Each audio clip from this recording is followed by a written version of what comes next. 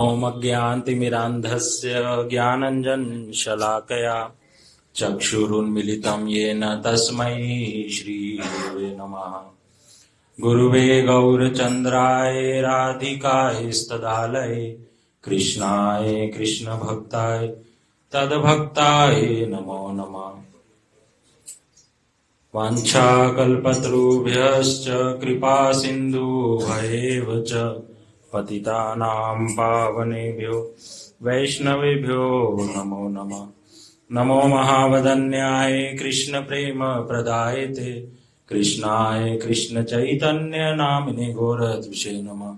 हे कृष्ण करुणा सिन्धु दीनबन्धु जगत्पते गोपेश गोपिकान्त राधाकान्त नमस्तुते।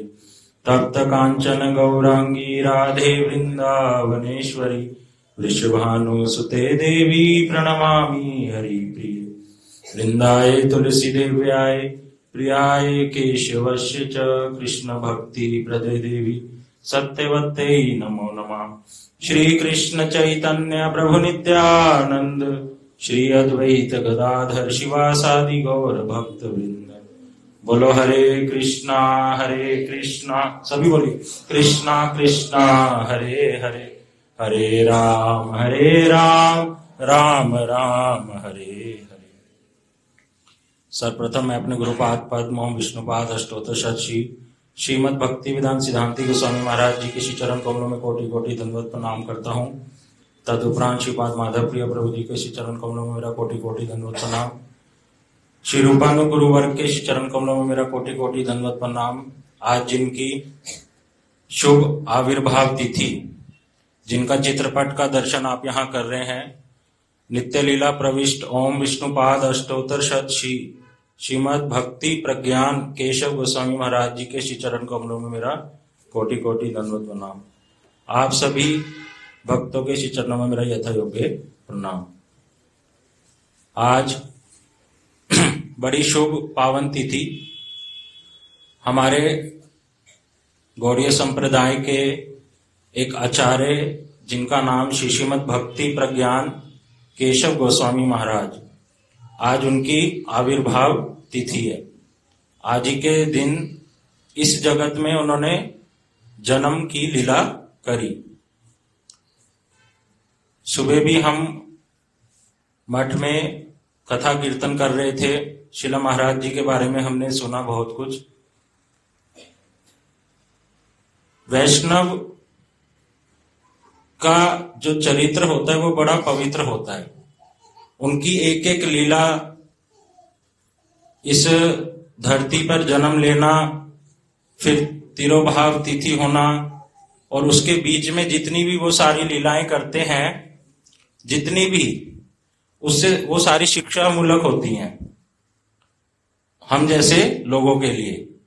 वो अपने चरित्र के माध्यम से हमें शिक्षा प्रदान करते हैं किस प्रकार से भगवान की भक्ति करनी चाहिए, गुरु जी की सेवा करनी चाहिए, वैष्णवों की सेवा करनी चाहिए। वो अपने जीवन चरित्र के माध्यम से हम सबको बड़े आसानी से सिखा देते हैं। तो श्रीमद भक्ति प्रज्ञान केशव गोस्वामी महाराज जी के गुरु जी हैं प्रभुपाद जी। शिला प्रभुपाद आप सभी जानते हैं। श्रीमद भक्ति सिद्धांत सरस्वती ठाकुर गोस्वामी प्रभुपाद जी, उन्हीं के कारण इस धराधाम पर गौड़ीय विचारधारा का, श्रीमन महाप्रभु की जो विचारधारा है, उनकी जो भावना है, उसको प्रभुपाद और उनके शिष्य, जो जिनका चित्रपट आप यहाँ दर्शन करते हैं, उनमें से एक श्रीमद भक्ति प्रज्ञान केशव गोस्वामी महाराज जी ने किया।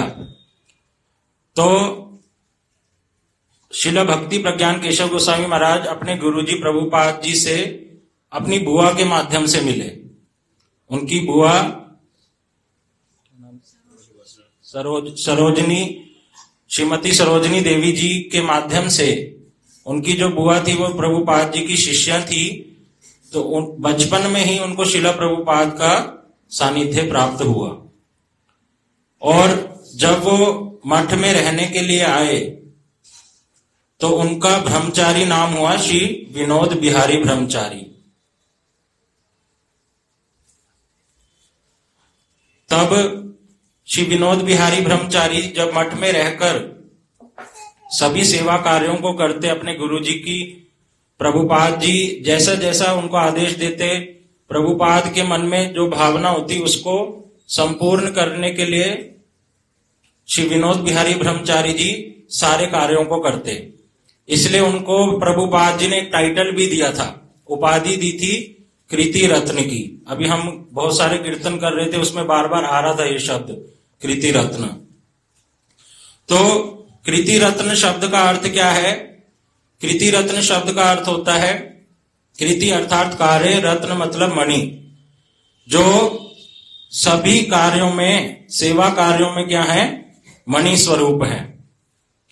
मठ की सभी प्रकार की सेवा कार्यों में, भक्तों की, गुरु वैष्णवों की सेवा कार्यों में वो क्या थे? मणि स्वरूप। इसलिए शिला प्रभुपाद जी ने उनको टाइटल दिया कृति रत्न। किस प्रकार के सेवा कार्य करते थे कुछ हम श्रवण कर लेते हैं। शिला भक्ति प्रज्ञान केशव गोस्वामी महाराज जी का हर समय अपने गुरु जी के ही मन की भावना को पूर्ण करना की इच्छा होती थी कि प्रभुपाद के जो विचार हैं उसी को लक्ष्य करके उनकी सारी क्रियाएं होती थी। अपने मन के अनुसार कोई कार्य नहीं करते थे। जो शिला प्रभुपाद सिखाते, जो कहते, जो उनके मन की बात होती, उसी को वो ध्यान पूर्वक पूरा करते। एक बारी शिला प्रभुपाद जी ने बातों बातों में केवल इतना कहा उनसे, कोई आदेश नहीं दिया, केवल बात बात में कहा। नवदीप धाम जो भक्त लोग गए हैं वहां पर 9 द्वीप होते हैं, एक द्वीप का नाम है गोद्रुम द्वीप। तो प्रभुपाद बोले कि क्या श्री गोद्रुम द्वीप में जो मेरे शिला भक्ति विनोद ठाकुर हैं, प्रभुपाद जी के पिताजी का नाम शिला भक्ति विनोद ठाकुर, तो क्या उनकी भजन कुटी को हम संग्रह नहीं कर सकते? क्या हम उनकी भजन कुटी को संग्रह नहीं कर सकते? बस ये केवल बात कही, कोई आदेश वैसे वाला नहीं दिया कि हमें ऐसा करना चाहिए। तो परम गुरुदेव शिला भक्ति प्रज्ञान केशव गोस्वामी महाराज जी ने उस बात को बड़ा गुरुत्व दिया, इंपॉर्टेंस दी कि मेरे गुरु जी ने एक भावना रखी है कि शिला भक्ति विनोद ठाकुर जी की जो भजन कुटीर है उसको संग्रह करना चाहिए। इसके लिए उन्होंने बहुत परिश्रम कर कर उस स्थान को संग्रह किया, जो हम लोग अभी नवदीप परिक्रमा के समय दर्शन करते हैं। तो बड़े परिश्रम के साथ अपने गुरु जी की मन की भावना को पूरा किया। शिला प्रभुपाद ने कोई आदेश नहीं दिया था उनको, केवल कहा था, पूछा था। तो शिला भक्ति प्रज्ञान केशव गोस्वामी महाराज जी बहुत से ऐसे कार्यों को करते थे, भूमि संग्रह करना, कोर्ट कचहरी में जाकर कोई वाद विवाद होता था तो उसके लिए लड़ना। तो ये सारे कार्य वो प्रभुपाद जी के मनोभिष्ट को, उनकी इच्छा को पूर्ण करने के लिए करते थे। एक बारी क्या हुआ, श्री चैतन्य मठ की कुछ एक भूमि था प्रभुपाद जी की सेवा के लिए, आम के वृक्ष का बगीचा था, तो उसको वो बेचना चाहते थे। लेकिन शिला भक्ति प्रज्ञान केशव गोस्वामी महाराज जी उसके विरुद्ध थे, वो बेचना नहीं चाहते थे उसको। और जब उन्होंने देखा कि ये स्थान किस लिए है, प्रभुपाद जी ने इस स्थान को क्यों संग्रह किया था, महाप्रभु की सेवा के लिए, भक्तों की सेवा के लिए, तो उस स्थान को बेचकर हम पैसा कमाएंगे ये अच्छी बात नहीं है। तो इसलिए उन्होंने कोर्ट में केस किया कुछ लोगों के प्रति। और जब केस किया तो वो सामने वाले लोग डर गए और जज ने, जिन्होंने भूमि बेचनी थी, उसको बेचना था, उन्होंने अपने वचन वापस ले लिए कि अब हम नहीं बेचेंगे। और कोर्ट ने कहा ये भूमि अब कोई बेच नहीं सकता। इस प्रकार का जजमेंट दी। तो श्रीमद् भक्ति विज्ञान भारती गोस्वामी महाराज जी बताते हैं, तब शिला महाराज जी शिला भक्ति प्रज्ञान केशव गोस्वामी महाराज जी की सेवा करते थे, उनके साथ रहते थे कुछ समय। तो उन्होंने कहा कि हम तो केस हार गए, हम तो प्रभुपाद जी के लिए वो भूमि लेना चाहते थे। तब शिला भक्ति प्रज्ञान केशव गोस्वामी महाराज जी ने देखो कितनी बड़ी अंतरंग बात बताई, गूढ़ बात, कि हम हार कर भी जीत गए हैं और वो लोग जीत कर भी हार गए हैं। तब महाराज जी ने पूछा, मेरे को समझ में नहीं आई बात। तब शिला भक्ति प्रज्ञान केशव गोस्वामी महाराज जी बोले, अभी आप नए हैं, मैं आपको समझाता हूं। तो उन्होंने बताया कि जो वो भूमि थी वो प्रभुपाद जी ने संग्रह करी थी। किस लिए करी थी? महाप्रभु की सेवा के लिए, भक्तों की सेवा के लिए। और अब वो भूमि बेच नहीं सकते, ये जज ने जजमेंट दी है, कोर्ट ने आदेश दिया है। तो हम यहां पर इस धरती पर भूमि के खंडों को या भूमि के ये जो पार्ट हैं इसको कोई संग्रह करने के लिए या लड़ाई करने के लिए नहीं है मेरी इच्छा। मेरी इच्छा केवल क्या है? प्रभुपाद की जो इच्छा विचारधारा है उसको संरक्षित करना। कि प्रभुपाद ने ये संग्रह भूमि करी थी, किस लिए करी थी? सेवा कार्य के लिए। तो इसको उसी में लगना चाहिए, किसी और वस्तु के लिए नहीं लगना चाहिए। इस प्रकार से वो अपने प्रभुपाद की हृदय की बात को जानकर उसको करते थे, किसी से डरते नहीं थे। एक बारी क्या हुआ कि शिवास आंगन जैसे हम लोग जाते हैं दर्शन करने मायापुर में, जहां पर शिवास जी रहते थे, शिवास पंडित जी, जहां महाप्रभु और सभी भक्त लोग नृत्य कीर्तन करते थे दिन रात। उसी के निकट एक और भूमि का खंड था, वो था मुसलमानों की गाइडेंस में, उनके अंडर। उस समय मुसलमान का वहां पे राज था मायापुर में। लेकिन शिला भक्ति प्रज्ञान केशव गोस्वामी महाराज जी की मदद से बहुत सारे भूमिखंड जो थे वो मुसलमानों के तरफ से लेकर प्रभुपाद जी को दिए गए, लेकिन कुछ खंड रह गए। तो जब श्री चैतन्य मठ के लोग उस भूमि को लेना चाहते थे तो वो मुसलमान जो व्यक्ति था वो उनको देना नहीं चाहता था, उनसे ईर्ष्या करता था। क्यों ईर्ष्या करता था? उनके प्रचार को देखकर। और यहां पर श्री भक्ति प्रज्ञान केशव गोस्वामी महाराज जी जहां नवदीप मठ में रहते थे, नवदीप में उनका मठ श्री देवानंद गौड़िया मठ, तो श्री भक्ति प्रज्ञान केशव गोस्वामी महाराज जी को आकर मुसलमान ने कहा, ये भूमि मैं आपको बेच सकता हूं, पर लेकिन उनको नहीं दूंगा। उसके हृदय में भावना क्या थी कि मैं इनको अगर दे दूंगा तो इनकी आपस में लड़ाई हो जाएगी। लेकिन शिला भक्ति प्रज्ञान केशव गोस्वामी महाराज जी ने भूमि को ले तो लिया, लेकिन उसका कोई यूज नहीं किया। जब ये बात श्री चैतन्य मठ को के भक्तों को पता चली, दूसरे मठ जो थे, तो उन्होंने उस भूमि खंड को अपने भूमि के साथ जोड़ लिया।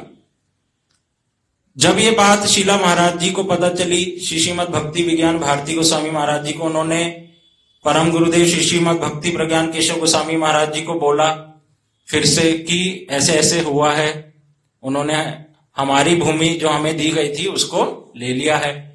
तब भी श्री भक्ति प्रज्ञान केशव गोस्वामी महाराज जी ने कहा कि हम भूमि संग्रह ये सब नहीं करने आए।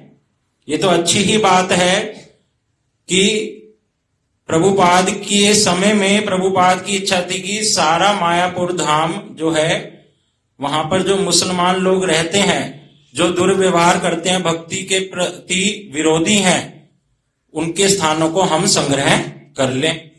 क्योंकि ये सारा स्थान किसका? महाप्रभु का, महाप्रभु के भक्तों का, परिकरों का। तो आज ये तो बड़ी खुशी की बात है कि वो स्थान हमारे ही गुरु भाइयों के द्वारा संग्रह या संरक्षित कर लिया गया है प्रभुपाद की सेवा के लिए। तो हर दिखने में क्रिया ये छोटी छोटी लगती है, लेकिन बड़े निगूढ़ भाव है कि वो प्रभुपाद जी उनके हृदय में बार बार हृदय में ये बात रहती अपने गुरु जी की सेवा के लिए। वो भूमियों को इकट्ठा करने के लिए या उन बड़े बड़े मठों को बनाने के लिए नहीं। वो ये बात श्रीमद् भक्ति विज्ञान भारती गोस्वामी महाराज जी बोल रहे हैं। कह रहे शिला भक्ति विनोद ठाकुर जी ने कहा है कि हमें मठ मंदिरों का निर्माण नहीं करना चाहिए, उसकी कोई आवश्यकता नहीं है। उसका रीजन बताया उन्होंने क्यों नहीं करना चाहिए कि मठ मंदिर अगर बनेंगे तो भक्त लोग जब वहां रहेंगे कभी कभी उनमें मतभेद हो जाएगा और कभी भूमि को लेकर आपस में लड़ाई हो जाएगी, कोर्ट में केस जाएगा, तो ये अच्छी बात नहीं है। लेकिन हम देखते हैं शिला प्रभुपाद जी ने 64 गौड़ीय मठों की स्थापना करी और उनके गुरुजी थे भक्ति विनोद ठाकुर जी। तो क्या उन्होंने अपने गुरुजी की अवहेलना करी? तो वहां बता रहे हैं नहीं, उन्होंने अपने गुरुजी के जो वचन है उसको हृदयंगम कर कर, क्योंकि प्रभुपाद जी भक्ति विनोद ठाकुर जी के हृदय की बात को जानते थे, वो समझते थे पूरी तरह से कि भक्ति विनोद ठाकुर जी कह क्या रहे हैं। इसमें शिला कह रहे हैं कि हर चीज के दो पहलू होते हैं, एक पॉजिटिव और नेगेटिव, ठीक है। तो शिला भक्ति विनोद ठाकुर जी इस समय नेगेटिव पॉइंट तो बता रहे हैं, लेकिन उसका जो पॉजिटिव है वो क्या है कि प्रभुपाद जी ने मठों की स्थापना इसलिए करी कि यहां पर रहकर भक्त लोग भजन करेंगे गुरु जी के, सदगुरु के अनुगत्य में, भक्तों के अनुगत्य में। और कोई भी जीव, बद्ध जीव अगर शुद्ध भक्ति में निष्कपट रूप से आगे बढ़ जाएगा, महाप्रभु की सेवा करेगा, महाप्रभु के मिशन में हेल्प करेगा, तो ये उससे ज्यादा श्रेष्ठ है कि आपस में मतभेद अगर हो भी जाए तो वो बहुत छोटी बात है। तो इसलिए प्रभुपाद जी ने मठों की स्थापना करी। उसी भाव को अंगीकार करते हुए श्रीमद् भक्ति प्रज्ञान केशव गोस्वामी महाराज जी मठ निर्माण करना, भूमि को संग्रह करना भक्तों की सेवा के लिए, इसमें अपनी एनर्जी बड़े अच्छे रूप से देते थे। महाराज जी बता रहे हैं कि एक समय जब शिला भक्ति प्रज्ञान केशव गोस्वामी महाराज जी अस्वस्थ हुए, बेड पे जब लेटे हुए थे, तो उस समय शिला महाराज जी और उनके गुरु जी श्रीमद् भक्ति दैत माधव गोस्वामी महाराज एवं श्री जगमोहन प्रभु और अन्य भक्त लोग मिलने गए। तब श्रीमद् भक्ति दैत माधव गोस्वामी महाराज जी, जो कौन है, गुरु भाई हैं किनके, श्रीमद् भक्ति प्रज्ञान केशव गोस्वामी महाराज जी को, उनको कह रहे हैं कि प्रभु महाराज अगर आप ऐसे अस्वस्थ लीला करेंगे तो जो कोर्ट कचहरी में आप केस करते थे वो कौन करेगा, तो आप स्वस्थ हो जाइए। तब महाराज जी वहां एक शब्द लिख रहे हैं, कह रहे कि श्रीमद् भक्ति प्रज्ञान केशव गोस्वामी महाराज जी हैं अस्वस्थ, लेकिन उस अस्वस्थ अवस्था में भी वो बड़ी ओजस्वी आवाज में, बड़ी एनर्जेटिकली बोले कि नहीं, अगर मैं इस धरती से चला भी गया तब भी मेरे जाने के बाद ये कोर्ट कचहरी का केस चलते रहने चाहिए। हमें प्रभुपाद के विचारधारा को नहीं भूलना है। और अगर कोई कोर्ट कचहरी का केस नहीं करता है, कोर्ट कचहरी का केस केवल बिना बात के लिए नहीं कह रहे, वहां पर ये बात कह रहे हैं कि प्रभुपाद जी और गुरु की विचारधारा को मानकर तब उस कोर्ट कचहरी केस को हम करेंगे और उस प्रभुपाद जी की विचारधारा को पूर्ण करेंगे। इस प्रकार से श्रील माधव गोस्वामी महाराज जी ने कहा कि जो हमारे कोर्ट केस चल रहे हैं, अगर आपको कुछ हो जाता है तो फिर वो कौन देखेगा। तब उन्होंने एकदम से उत्तर दिया, महाराज जी बोलते मेरे कान में अभी तक भी गूंजता है। क्यों? क्योंकि ऐसे तो वो बड़े अस्वस्थ और साथ साथ में शरीर बहुत पतला था, किंतु जितना तेज भाषा में उन्होंने एकदम से बोल दिया। क्या बोल दिया? उन्होंने कहा जो रहेंगे पीछे से मठ में वो करेंगे, और अगर नहीं करेंगे मठ में नहीं रहेंगे।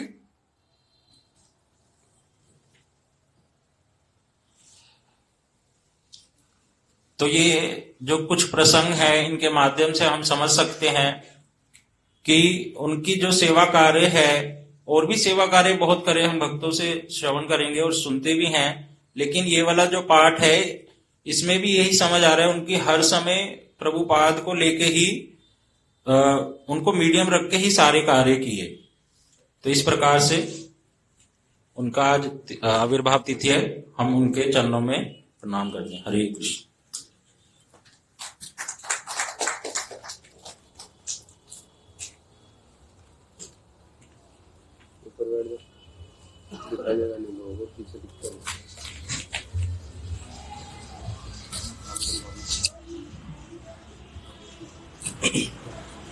वन्देऽहं श्रीगुरो श्रीयुतपदकमलं श्रीगुरून् वैष्णवांस श्रीरूपं साग्रजातं सहगण रघुनाथं तं सजीवम् साद्वैतं सावधूतं परिजनसहितं कृष्णचैतन्यदेवं श्रीराधाकृष्णपदान् सहगण ललिता श्रीविशाखान्वितांस।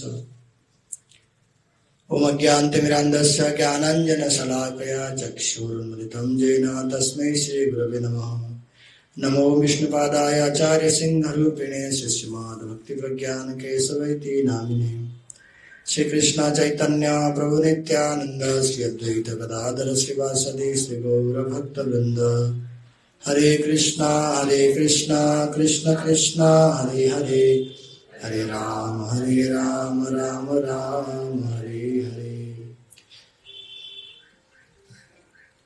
मैं सर्वप्रथम अस्मदीय परमोदितम गुरुपाद पद्म नित्य लीला प्रविष्ट विष्णुपाद अष्टोत्तर श्री श्रीमद् भक्ति विज्ञान श्री भारती गोस्वामी महाराज व नित्य लीला प्रविष्ट विष्णुपाद अष्टोत्तर श्री श्रीमद् भक्ति वेदांत श्री नारायण गोस्वामी महाराज जी के चरण कमलों में अनंत कोटि साष्टांग दंडवत प्रणाम अर्पण करता हूँ। तत्पश्चात नित्य लीला प्रविष्ट विष्णुपाद अष्टोत्तर श्री श्रीमद् भक्ति प्रज्ञान श्री केशव गोस्वामी महाराज जी जिनकी आज शुभ आविर्भाव तिथि महामहोत्सव है, उनके चरणों में अनंत कोटि साष्टांग दंडवत प्रणाम अर्पण करता हूँ। समस्त रूपानों को गौड़ियों गुरुवरों के श्री चरण कमलों में मेरी अनंत कोटि साष्टांग दंडवत प्रणाम। यहाँ उपस्थित पूज्यपाद माधव प्रिय प्रभु जी, पूज्यपाद संजय प्रभु के चरण में मेरी दंडवत प्रणाम एवं समस्त वैष्णवी ब्रह्मचारी वृंद मातृवृंद सबको यथायोग्य दंडवत प्रणाम।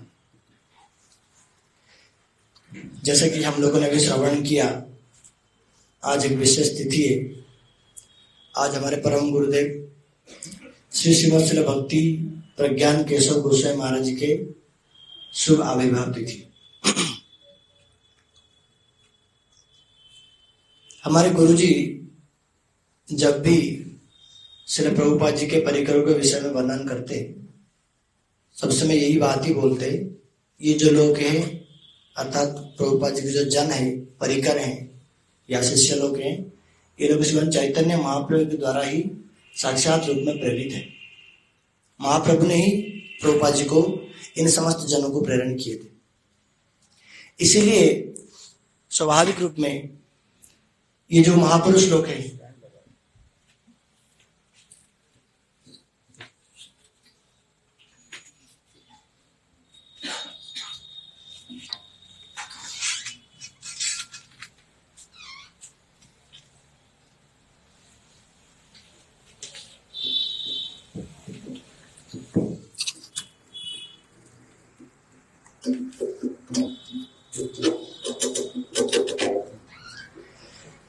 इसलिए स्वाभाविक रूप से ये जो महापुरुष लोग है, कोई साधारण तो है नहीं इस जगत के, किंतु उनके जो क्रियाकलाप है उनसे हमें बहुत कुछ सीखने के लिए मिल सकता है।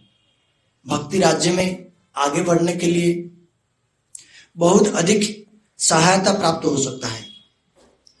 एक बहुत अच्छा मार्ग हमें प्राप्त हो सकता है कि कैसे हम लोग भी उनके चरणों का अनुसरण करके भक्ति राज्य में आगे बढ़ पाए। आज एक आर्टिकल पढ़ रहा था मैं, श्री वामन गोसाई महाराज जी ने लिखे हैं। श्री वामन गोसाई महाराज जी कह रहे हैं, चैतन्य महाप्रभु ने हरिनाम संकीर्तन करने का जो योग्यता उसके विषय में बतलाया शिक्षाष्टकम में। क्या है? तृणादपि सुनिचिन तरोरिवा सहिष्णुना अमानिना मानदेना कीर्तनीय सदाहरि। कि भक्तों को क्या होनी चाहिए? तृणादपि सुनिचिन, अत्यंत दीनहीन होनी चाहिए। तरोरिवा सहिष्णु, अत्यंत सहिष्णु होनी चाहिए। और अमानी, स्वयं अमानी, दूसरों को मानद देनी चाहिए। इसी प्रकार कीर्तन करने की विधि कह रहे। किंतु देखा जाता है जो वैष्णव लोग हैं उनके वाक्यों के माध्यम से या उनके क्रियाकलाप के माध्यम से इसके कंट्राडिक्शन देखा जाता है। अर्थात कोई कोई वैष्णव लोग ऐसे हैं जिनकी वाणी तो त्रिनंदपी सुनजन जैसा ही है, किंतु कोई कोई वैष्णव ऐसा है जिनकी बात सुनकर के लगता है ये कैसे त्रिनंदपी सुनजन है, ये तो नहीं है। कैसे? श्रील महाराज ने उदाहरण दिए। श्रील कृष्णदास कविराज गोसाई पाद जी अपने परिचय देते हुए कहते हैं चैतन्य चरितामृत में कि क्या है, पुरुष किटा होते मुंह से लगाइष्ट, जगाई माधाई होते मुंह से पापिष्ट, मोर नाम जय ले तार पाप है, मोर नाम जय सुने तार पुण्य है। अपना परिचय दे रहे कि मैं क्या हूं, पुरुष से कीट अर्थात मैं मल से भी, मल की जो कीड़ा उससे भी नीच हूं। जगाई माधाई जो कि महापापी रूप में जाना जाते थे, मैं उनसे भी अधिक पापी हूं। मेरा जो नाम श्रवण करता है उसका पुण्य क्षय हो जाता है, मेरा जो नाम लेता है उसका पाप होता है, इसलिए मैं इस प्रकार के नीच हूं अत्यंत। एक तो उन्होंने अपना परिचय दिया। दूसरे, उन्हीं चैतन्य महाप्रभु के और एक अनुगत्य श्रील वृंदावन दास ठाकुर जी वो कह रहे हैं कि एक तो परिहारी जय पापी निंदा करे तबे लाथी मारो तार शरीर ऊपर, कि मैं नित्यानंद प्रभु मेरे गुरुदेव जो है उनके अभी इतने गुणगान कर रहा हूं, किंतु इतना गुणगान को सुनकर के भी तब भी अगर कोई पापी उनका निंदा करता है तो मैं उसके सिर में लात मारूंगा। अब ये कैसे दीनता? त्रिनंदपी सुनिचन। श्रील बामन गोसाई महाराज जी कह रहे त्रिनंदपी सुनिचन का दो डेफिनेशन है। ये भी त्रिनंदपी सुनिचन है, वो भी त्रिनंदपी सुनिचन है। कैसे? क्योंकि उनका मूल उद्देश्य को समझना पड़ेगा। उन दोनों का मूल उद्देश्य क्या है? उनके गुरुपाद पद्म श्री नित्यानंद प्रभु की सेवा, उनकी प्रसन्नता। इसलिए जो उनके गुरुपाद पद्म की सेवा में विघ्न सृष्टि करेंगे, गुरुपाद पद्म के प्रति निष्ठावान नहीं होंगे, उनके निंदा आदि करेंगे, अगर आवश्यकता पड़े उनको सुधारने के लिए लात में मारेंगे, गुरुपाद पद्म की सेवा करेंगे उस प्रकार के। उसी प्रकार जो गुरुपाद पद्म के चरणों में शरणागत होंगे तो उनके चरण में हम भी शरणागत होंगे। उसी प्रकार सिर्फ परम गुरुदेव को भी जीवन में अगर देखेंगे तो दो पहलू जैसा लगता है कि श्री वामन गोसाई महाराज खुद ही कह रहे कि हमारे गुरुदेव के जीवन में भी ऐसा ही था। कैसे? अभी हम लोग जो पढ़ रहे थे उनके विषय में, वज्रादपि कठोरानी मृदुनी कुसुमादपि। उनके कभी कभी देखेंगे जब कुछ कुछ उनके जो लीला, कुन कैसा व्यवहार, ऐसा लगता है कि जैसे कि वो अत्यंत कठिन है, बड़े क्रूर स्वभाव के है तो। और उनकी और ऐसे लीला है जिनको देखने से लगता है इतने कोमल स्वभाव के हैं। जैसे अभी अभी वासु प्रभु जो बात हमें बतला रहे थे कि किस प्रकार से परम गुरुदेव ने कोर्ट केस फाइल कर दिए जो लोग श्री प्रभुपाद जी के शिष्य के अगेंस्ट में, अपने गुरु भाई के विरोध में। जब केस हार गए, उसमें और एक बड़ा अच्छा बात परम गुरुदेव बतला रहे कि अभी हम लोग श्री परम गुरुदेव का ये वाला जो पहलू है वज्रादपि कठोरानी, थोड़ा सा श्रवण करते हैं। परम गुरुदेव हमारे गुरु जी को कह रहे हैं, जब केस को कोर्ट केस हार गया, सब कुछ हो गया, परम गुरुदेव कह रहे, गुरु जी पूछे महाराज जी आप तो कोर्ट केस हार गए, वो सब लोगों ने हम सुन चुके। परम गुरुदेव कह रहे हमारे आदर्श का लड़ाई है। फिर पूछ रहे अगर तुम कितना मुक्के खा सकते हो? तो गुरु जी कह रहे मैं मुक्के क्यों खाऊं, मैं तो एक भी नहीं खाऊंगा। कितने मुक्के सहन कर सकते हो? 5। गुरु जी कह रहे कुछ भी नहीं, क्यों सहन करूंगा?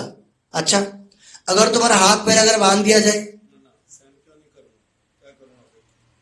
मैं विरोध करूंगा, मैं भी उसको मुक्का मारूंगा। अगर मुझे कोई मुक्का मारेगा मैं भी उसको मारूंगा। अच्छा, अगर तुम्हारा हाथ पैर बांध दिया जाए फिर उनको मुक्का मारा जाए, क्या करोगे? मैं जब तक सहन कर सकता तब तक सहन करना ही पड़ेगा, कोई उपाय ही नहीं है। और फिर जो व्यक्ति सामने मुक्का मार रहा है उसका जो शर्त होगा, जो भी बोलेगा उसको मानूंगा, नहीं तो मुक्का तो बंद होने वाला है नहीं, हाथ पैर तो बंधा हुआ है। तो परम गुरुदेव कह रहे उसी प्रकार जो लोग श्रील प्रभुपाद जी के आदर्श से, विचार से थोड़ा सा भी इधर उधर होंगे, जो लोग उनके आदर्श को, विचार को नहीं मानेंगे, उनको भी अगर आवश्यकता पड़े ऐसे करेंगे जब तक वो प्रभुपाद जी के लाइन में दोबारा आ नहीं जाते, जब तक श्रील प्रभुपाद जी के आदर्श को दोबारा पालन नहीं कर लेते अच्छी तरह से, ठीक ठीक रूप से जैसे श्रील प्रभुपाद जी ने बतलाया, तब तक हम लोग मुक्के मारते रहेंगे कि उनके हाथ पैर बांध करके उनको मुक्के मारेंगे। अर्थात कि ये जो कोर्ट केस था मेरा इसीलिए था ताकि क्या करे, श्रील प्रभुपाद जी के पुनः जो आदर्श विचार उनको ठीक ठीक रूप से पालन करे। इसलिए अगर आवश्यकता पड़े हाथ पैर बांध करके मुक्के मारते रहेंगे जब तक वो राजी ना हो जाए, जब तक वो पालन करते ही नहीं प्रभुपाद जी के आदर्श को।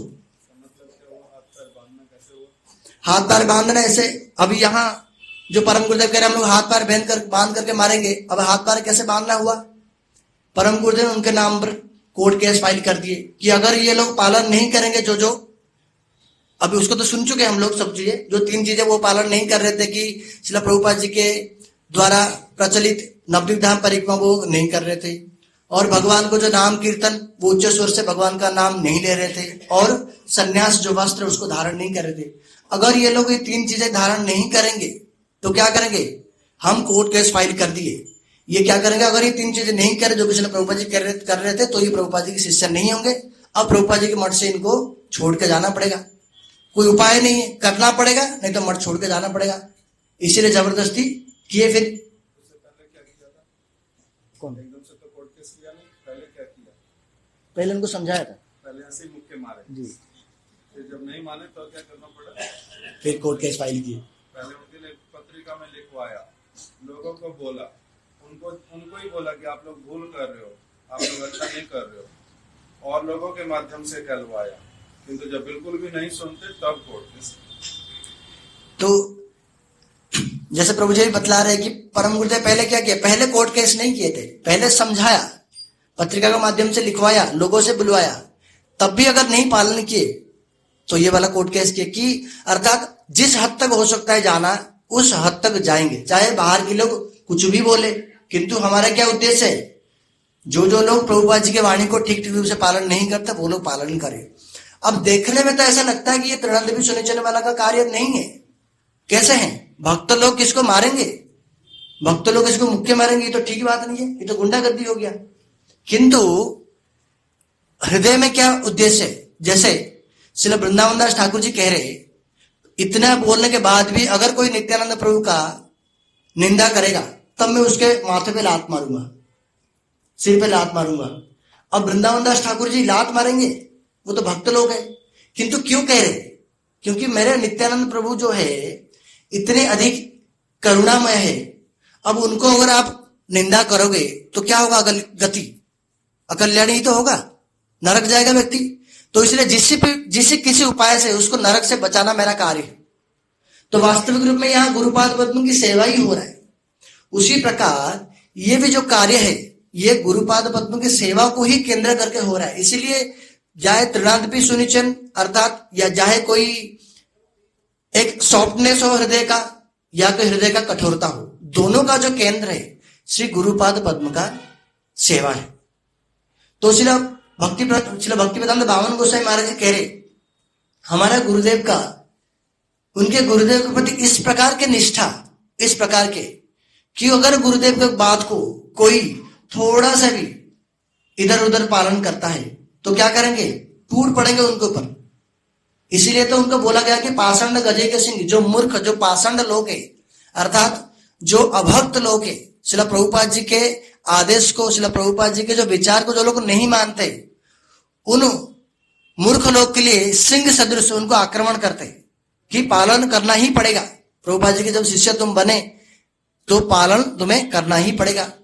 और इसी प्रकार जो लोग पालन करते हैं श्रील प्रभुपाद जी के आदर्श को, विचार को, उनके चरणों में नतमस्तक हो जाते हैं, उनको अपना सर्वोच्च निछावत करते हैं, क्योंकि ये क्या है? मेरे प्रभुपाद जी के शिष्य, मेरे प्रभुपाद जी के जो आदर्श है उसको पालन कर रहे। किंतु जो नहीं करता है उसके पीछे पड़ जाते हैं। इसीलिए एक बार एक पत्रिका में श्रील परम गुरुदेव नवद्वीप में एक बार रथ यात्रा का प्रचलन किया था, रथ यात्रा नवद्वीप में हुआ था। तो उसको देख करके कुछ गौड़ीय मठ के ही भक्त लोगों ने अपने पत्रिका में छाप दिया कि ये नवद्वीप में रथ यात्रा कब से शुरू हो गया। रथ यात्रा का जो लीला है ये कहां का लीला है? जगन्नाथपुरी का। जगन्नाथपुरी तो द्वारिका है, किंतु नवद्वीप क्या है? अभिन्न वृंदावन धाम है। अब वृंदावन धाम में कभी रथ यात्रा होगा क्या? नहीं होगा। तो इसीलिए जगन्नाथपुरी में, नवद्वीप धाम में रथ यात्रा लीला, मतलब आक्षेप करके परम गुरुदेव को ऐसे लिख दिए। उस समय परम गुरुदेव अप्रकट हो गए थे। जब ये पत्रिका में छपा उस समय श्री त्रिविक्रम गोस्वामी महाराज जी उन्होंने उसका रिप्लाई किया, कह रहे जिन महापुरुष ने इनको लिखे इस बात को, उनको ये नहीं पता है, सिंह तो चला गया सिंह तो इस जगत में है नहीं, लेकिन अपना सिंह सावों को छोड़ के गया है। जो सिंह का बच्चे क्या होगा? सिंह ही होगा, कुत्ता तो होगा नहीं। सिंह का बच्चे भी सिंह ही होगा। इसलिए सिंह जैसा आक्रमण कर रहा था। जो लोग अब सिद्धांत फैला रहे थे, जिनको सिद्धांत का ज्ञान नहीं है, और अब सिद्धांत को जो लोग प्रचार कर रहे थे, इसलिए प्रभुपाद जी के विचार को जो लोग अपभ्रंश करके प्रचार कर रहे थे, वो लोग ऐसा ना सोचे कि अब तो सिंह चला गया, अब तो परम गुरुदेव श्री भक्ति प्रधान कैसे गुस्से हमारे चले गए, अब हम कुछ भी कर सकते हैं। बिल्कुल मत सोचना। सिंह का शावक अभी भी है इस जगत में, अगर आवश्यकता पड़ेगा हम भी आक्रमण करेंगे। फिर उन्होंने समझाया कि जिन्होंने लिखा है वो कैसे, उनका सिद्धांत में वास्तविक में प्रवेश नहीं है, कि कैसे ये जो रथ यात्रा का लीला है ये सब जगह में प्रचलित है। वृंदावन में हर समय नित्य रथ यात्रा होता है। ये सब चीजें, ये लंबा टॉपिक है, लेकिन सिर्फ भक्तिवेदांत त्रिविक्रम गोस्वामी महाराज ने इस बात को वहां मेंशन किया।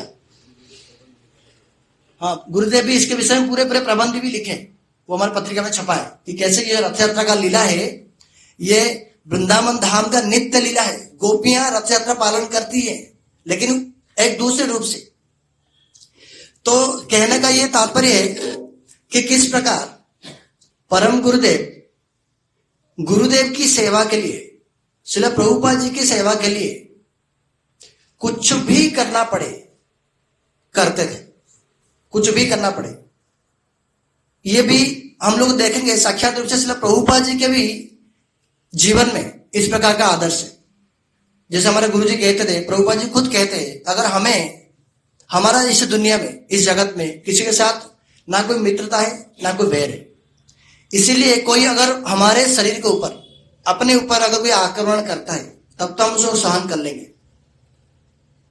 किंतु अगर कोई हमारा गुरुवरों के विचारों के ऊपर, गुरुदेव के विचारों के ऊपर, चैतन्य महाप्रभु के विचार के ऊपर कोई आक्षेप करे, कोई उसका विरोध करे, तो एक मुहूर्त के लिए भी सहन नहीं करेंगे, पूरे समस्त एनर्जी लगा करके उस विचार को खंडन करेंगे। उसी प्रकार परम गुरुदेव एग्जैक्टली उसी प्रकार ही करते थे कि श्रील प्रभुपाद जी के जो विचार है ये क्या है? अभिन्न विचार है, इसमें किसी भी प्रकार का कोई त्रुटि नहीं है। इसलिए इसको एज इट इज फॉलो करनी चाहिए। अगर इसमें किसी भी प्रकार का कोई त्रुटि हुआ तो क्या करेंगे? सब प्रकार के दायित्व करके, यत्न करके उसको हम लोग खंडन करेंगे। बहुत सारे उदाहरण है।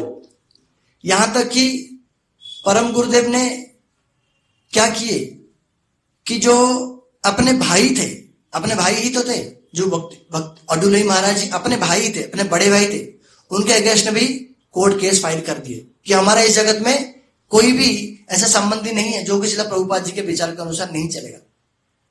परम गुरुदेव कहते हैं कि गुरु निष्ठा ही सबसे बड़ा गुण है। अगर कोई व्यक्ति के अंदर कोई भी गुण नहीं है किंतु वो बड़े गुरु निष्ठा है, उसी गुरु निष्ठा का जो गुण है, उस महान गुण के कारण उस व्यक्ति को सिद्धि प्राप्त हो जाएगी, भगवान का सेवा प्राप्त हो जाएगा। अन्यथा अगर सारे कुछ गुण है एक व्यक्ति के अंदर किंतु गुरुदेव के चरणों में निष्ठा नहीं है, क्या होगा? सब कुछ गुण होने पर भी उस गुण का कोई भी मूल्य नहीं है। उस व्यक्ति को कभी भी सिद्ध प्राप्त नहीं होगा, उस व्यक्ति को कभी भी भगवान का सेवा प्राप्त नहीं हो पाएगा। और उन्होंने अपना जीवन में ये बात को करके ही दिखलाया। इसीलिए कीर्तन में भी आया, मुख्य प्रभुपाद, कार्य प्रभुपाद, सिरे प्रभुपाद, प्रभुपाद प्राण धन, आचार्य प्रचार्य देखाइल जानाइल तोरे जानाइल मोदरे गुरु कृपा ही केवलम। कि मुख में कभी भी कुछ भी बोलते हैं श्रील प्रभुपाद जी के वाणी को ही बोलते हैं, सिर में सब समय श्रील प्रभुपाद जी के विचार को ही धारण करते हैं, प्रभुपाद जी का सेवा को ही धारण करते हैं। आचार प्रचार सब प्रकार से ही इस बात को आपने दर्शाया कि गुरु कृपा ही केवलम, गुरुदेव की कृपा ही भक्ति राज्य में आगे बढ़ने के लिए, भक्ति राज्य में जो सिद्धि प्राप्त करने के लिए, सेवा, भगवान की सेवा प्राप्त करने के लिए एकमात्र उपाय केवलम। इस प्रकार का उनका जो कठोरता वाला स्वभाव था, किंतु साथ साथ वो एक परम रसिक वैष्णव और परम कोमल हृदय के भी थे, परम कोमल हृदय के। जब उनके 3-4 शिष्य एक के बाद एक अप्रकट हो गए जब उनके और अंतिम जो शिष्य अप्रकट हुए भक्ति वेदांत भिक्षु महाराज जी शिला परम गुरुदेव के ही आश्रित जन थे, जब उन्होंने अप्रकट हो गए, शिला परम गुरुदेव उस अप्रकट तिथि में अपना भाषण देते हुए, प्रवचन देते हुए कह रहे कि मैं तो बाल ब्रह्मचारी हूं, मैं तो कभी विवाह जीवन में किया नहीं, इसलिए पुत्र संतान सुख और संतान का जो वियोग क्या होता है ये हमें पता नहीं है, किंतु एक शिष्य का वियोग क्या है ये मैं अच्छी तरह से अभी अनुभव कर रहा हूं। और ये जो लोग शिष्य लोग थे, ये लोग परम गुरुनिष्ठ सेवक थे, इनको अवश्य ही इनका कल्याण होगा ही। तो इस प्रकार के श्री वामन गोसाई महाराज कह रहे, इस प्रकार के उन्होंने अपने प्रवचन में इस प्रकार के उन्होंने बतलाया, भावुक होकर के। वहां सम्मुख में जो बैठने वाले जितने सारे भक्त लोग थे, प्राय सभी लोग के आंखों में अश्रु आ गया था कि किस प्रकार एक गुरु का भी शिष्य के प्रति विरह होता है। शिष्य का तो गुरु के प्रति विरह होता ही है, किंतु गुरुदेव का भी शिष्य जो उत्तम शिष्य है उनके प्रति विरह होता है। इसलिए गुरुदेव परम गुरुदेव कह रहे कि अनंग मोहन प्रभु, अनंग मोहन ब्रह्मचारी और गोवर्धन महाराज और भिक्षु महाराज, इन लोगों ने क्या है वास्तविक रूप में गुरुनिष्ठ सेवक थे। ऐसे गुरुनिष्ठ सेवक प्राप्त होना इस जगत में विरल है। इन लोगों का अवश्य ही कल्याण हुआ ही होगा इस प्रकार। और हम लोग ये वाला बात भी बार बार सुनते हैं, बहुत बार सुन चुके हैं कि कैसे कि गुरुदेव भी शिष्य के लिए क्रंदन करते हैं। श्री वामन गोसाई महाराज जी, जब श्री परम गुरुदेव श्री वामन गोसाई महाराज जी को सेवा प्रदान किया कि आप पत्रिका में काम करोगे, तो पत्रिका में श्री वामन गोसाई महाराज जी काम कर रहे थे और जो प्रिंटिंग प्रेस था उन प्रेस में काम कर रहे थे। तो किस कारणवश श्री महाराज जी का जो उंगली को कट गया, खून बह रहा है, तो कोई आसपास पास वाला कोई दुकानदार आकर के परम गुरुदेव को बतलाया कि वो जो संतोष है, सज्जन सेवक ब्रह्मचारी आपका शिष्य है, उसका उंगली कट गया। और उंगली कटने के बाद श्री वामन गोसाई महाराज क्या किए, कपड़े बांध करके फिर भी काम कर रहे थे। तो परम गुरुदेव को ज्यों ही पता चला श्री वामन गोसाई महाराज का उंगली कट चुका है, तुरंत जा करके श्री वामन गोसाई महाराज के पास पहुंचे और तुरंत उनको बोले चलो चलो तुम्हें हॉस्पिटल लेकर के जाऊंगा। और एक छोटे बच्चे के जैसा क्रंदन कर रहे थे।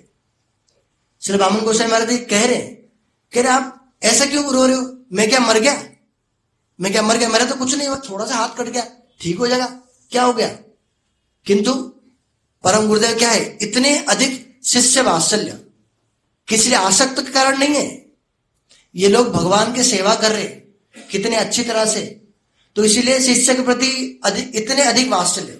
और उसी प्रकार जब श्री अनंग मोहन ब्रह्मचारी प्रभु, उनको जब टीवी हो गया था, गुरुदेव खुद ही वर्णन कितने बार करते हैं कि परम गुरुदेव इतने अधिक व्यस्त हो गए, प्रचार उस समय प्रचार में थे, जब उनको पता चला प्रचार को छोड़ करके अनंग मोहन प्रभु को खुद लेकर के कभी किधर जाना, कभी किधर जाना, कभी किधर जाना, अत्यंत व्यस्त हो गए थे।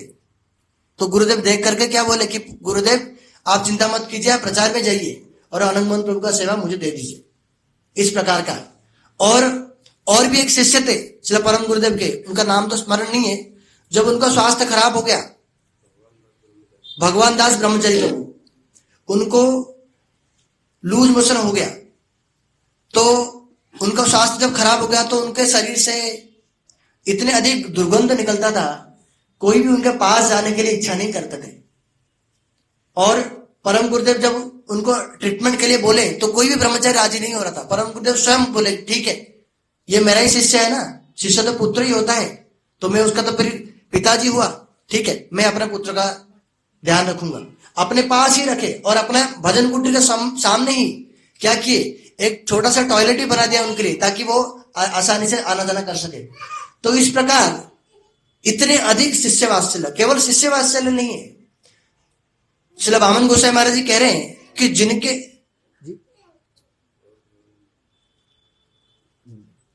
श्री वामन गोसाई महाराज जी कह रहे हैं जिनके अंदर थोड़ा सा भी प्रभुपाद जी के प्रति प्रेम देख लेते, निष्ठा देख लेते, मानो उनके चरण में बिक जाते। सिर्फ शिष्य नहीं, गुरु भाई, गृहस्थ भक्त, कोई भी हो, श्रील प्रभुपाद जी के प्रति जो भी निष्ठावान है उनके चरण में बिक जाते हैं। किंतु जो श्रील प्रभुपाद जी के अगेंस्ट, जो श्रील प्रभुपाद जी के विचार को ठीक ठीक रूप से नहीं पालन करते हैं, उनको मानो ऐसे उनके ऊपर आक्रमण मानो करते हैं कि क्यों नहीं पालन करते श्री प्रभुपाद जी के विचार को, जिससे किसी भी प्रकार के श्री प्रभुपाद जी के विचारधारा में ला करके ही छोड़ते। तो इस प्रकार अत्यंत गुरु निष्ठ सेवक थे श्री परम गुरुदेव। तो अनेक अनेक उनकी महिमा है। ये तो एक पहलू है, हम लोग वैष्णव से श्रवण करेंगे। वांछा कल्पतरुभ्यश्च कृपा सिन्धुभ्यश्च पतितानां पावनेभ्यो वैष्णवेभ्यो नमो नमः। हमने तो हाथ पैर बांध के घूसे मारने का कुछ और ही अर्थ लगा लिया था। आज प्रभु जी आपको मेरी रिक्वेस्ट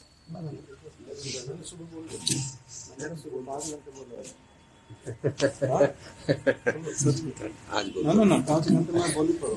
मैं लास्ट में बोल दूंगा। बोल दो ना मैंने बोलना ही नहीं। आज परम गुरु जी की तिथि लास्ट में बोलूंगा।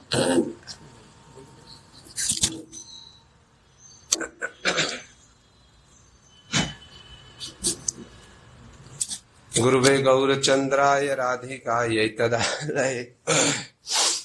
बड़ी आशा उत्पन्न हुई थी हमारी तो कि हाथ पैर बांध करके हैं, जो नहीं माने उनको घूसे भी लगाए जा सकते हैं, किंतु वैष्णवों ने अर्थ ही कुछ और बतला दिया तो हमारी आशा धूमिल हो गई। तो जो भी हो, आप दोनों करिए। हाँ, कभी कभी इसकी बड़ी आवश्यकता अनुभव होती है। गुरुवे गौरचंद्राय राधिकायै तदालये कृष्णाय कृष्ण भक्ताय तद भक्ताय नमो नमः। नमो विष्णुपादाय श्री रूप रघुनाथ पृष्ठाय भूतले श्रीमते भक्ति वेदांत नारायण गोस्वामी नामिने। वांछा कल्पतरुभ्यश्च कृपा सिन्धुभ्यैव च पतितानां पावनेभ्यो वैष्णवेभ्यो नमो नमः। जय रूप सनातन भट्ट रघुनाथ श्री जीव गोपाल भट्टदास रघुनाथ इच्छय गोसाई करी चरण वंदन जाहि ते विघ्ननाश अभिष्ट पूर्ण। श्री कृष्ण चैतन्य प्रभु नित्यानंद श्री अद्वैत गदाधर शिवासादि श्री गौर भक्त वृंद।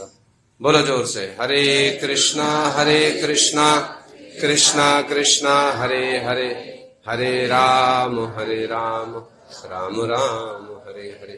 मैं सर्वप्रथम अपने परम आराध्यतम गुरुपाद पद्म जगत गुरु नित्य लीला पृष्ठोम विष्णुपाद अष्टोत्तर श्री में शिला भक्ति वेदांत नारायण गोस्वामी महाराज जी के श्री चरण कमलों में अनंत कोटि दंडवत प्रणाम ज्ञापन करता हूँ। तदनंतर नित्य लीला पृष्ठोम विष्णुपाद अष्टोत्तर श्री में शिला भक्ति विज्ञान भारती गोस्वामी महाराज, शिला भक्ति वेदांत त्रिविक्रम गोस्वामी महाराज, शिला भक्ति वेदांत वामन गोस्वामी महाराज जी के श्री चरण कमलों में मेरा अनंत कोटि दंडवत प्रणाम। समस्त रूपानु गुरु परंपरा सपार्श सपरिका जगत गुरु शिला प्रभुपाद भक्ति सिद्धांत सरस्वती गोस्वामी ठाकुर जययुक्त हो। सपार्श सपरिका श्री गौर नित्यानंद प्रभु श्री राधा माधव जययुक्त हो। हमारे परम गुरुदेव शिला भक्ति प्रज्ञान केशव गोस्वामी महाराज जी, उनकी शुभ आविर्भाव तिथि जययुक्त हो। हमारे श्रीपाद माधव प्रिया प्रभु अन्य ब्रह्मचार्य वृंद वैष्णवी सबके चरणों में मेरा जथा योग्य दंडवत प्रणाम। हरे कृष्ण। आज हमारे परम गुरु महाराज जी की शुभ आविर्भाव तिथि है। प्रातःकाल से हम लोग पूजनीय वैष्णवों के मुख से परम गुरु महाराज जी की महिमा को श्रवण कर रहे हैं और विशेष करके विगत 3 दिनों से हमारे गुरुदेव शिला भक्ति वेदांत नारायण गोस्वामी महाराज जी 3 दिनों से उनकी जो कथा आ रही है, गुरु महाराज जी के जो हृदय के भाव, छोटे से छोटा भी परम गुरु जी का जो जीवन की कोई घटना रही हो उसको इतने विशेष रूप में जो गुरु महाराज जी उल्लेख करके बतला रहे हैं, परिवेश ही इतना सुंदर हो जाता है। भक्त लोग बड़ा जतन करके कोई भी तिथि आ रही है ना, उससे 2-3 दिन पहले गुरु महाराज जी की कथाओं को भेज देते हैं और इतना सुंदर एक परिवेश उत्पन्न हो जाता है। गुरु महाराज जी की कथा सुनते सुनते ऐसा लगने लगता हाँ कोई विशेष तिथि आने वाली है। इसका इस प्रकार से हम लोग अनुष्ठान करेंगे, इसको इस प्रकार से हम लोग पालन करेंगे। गुरु महाराज जी ऐसा उत्साह सा भर देते हैं, तो हम आशा करते हैं कि आप भक्त लोग गुरु महाराज जी की कथाओं को श्रवण कर रहे होंगे। कर रहे हैं तो हैं? कर रहे हैं? पूछ ले, उसमें से कुछ बतलाओगे? और ये नहीं कर सकते हम सुन रहे हैं किंतु ये नहीं हो सकता। नहीं, सुनो, ध्यान से सुनो और उसको संग्रह करो। हम लोग परम गुरु महाराज जी की महिमा का क्या वर्णन कर सकते हैं? हमारी कोई उपलब्धि है? कोई हमारी उपलब्धि नहीं, किंतु जिनकी उपलब्धि है जिन्होंने संग किया है, जिन्होंने सेवा की है, ऐसे गुरु महाराज जी के मुख से, शिला वामन गोस्वामी महाराज जी के मुख से, शिला त्रिविक्रम गोस्वामी महाराज जी के मुख से, हमारे शिला भारती गोस्वामी महाराज जी के मुख से, जब इन वैष्णवों के मुख से हम उनकी महिमा को, उनकी गुणावली को श्रवण करते हैं, तो अब ऐसा प्रतीत होता है कि ये जो बोल रहे हैं ना, वो एक प्रकार का सजीव चित्रण है। समझ में आ रही तो बात?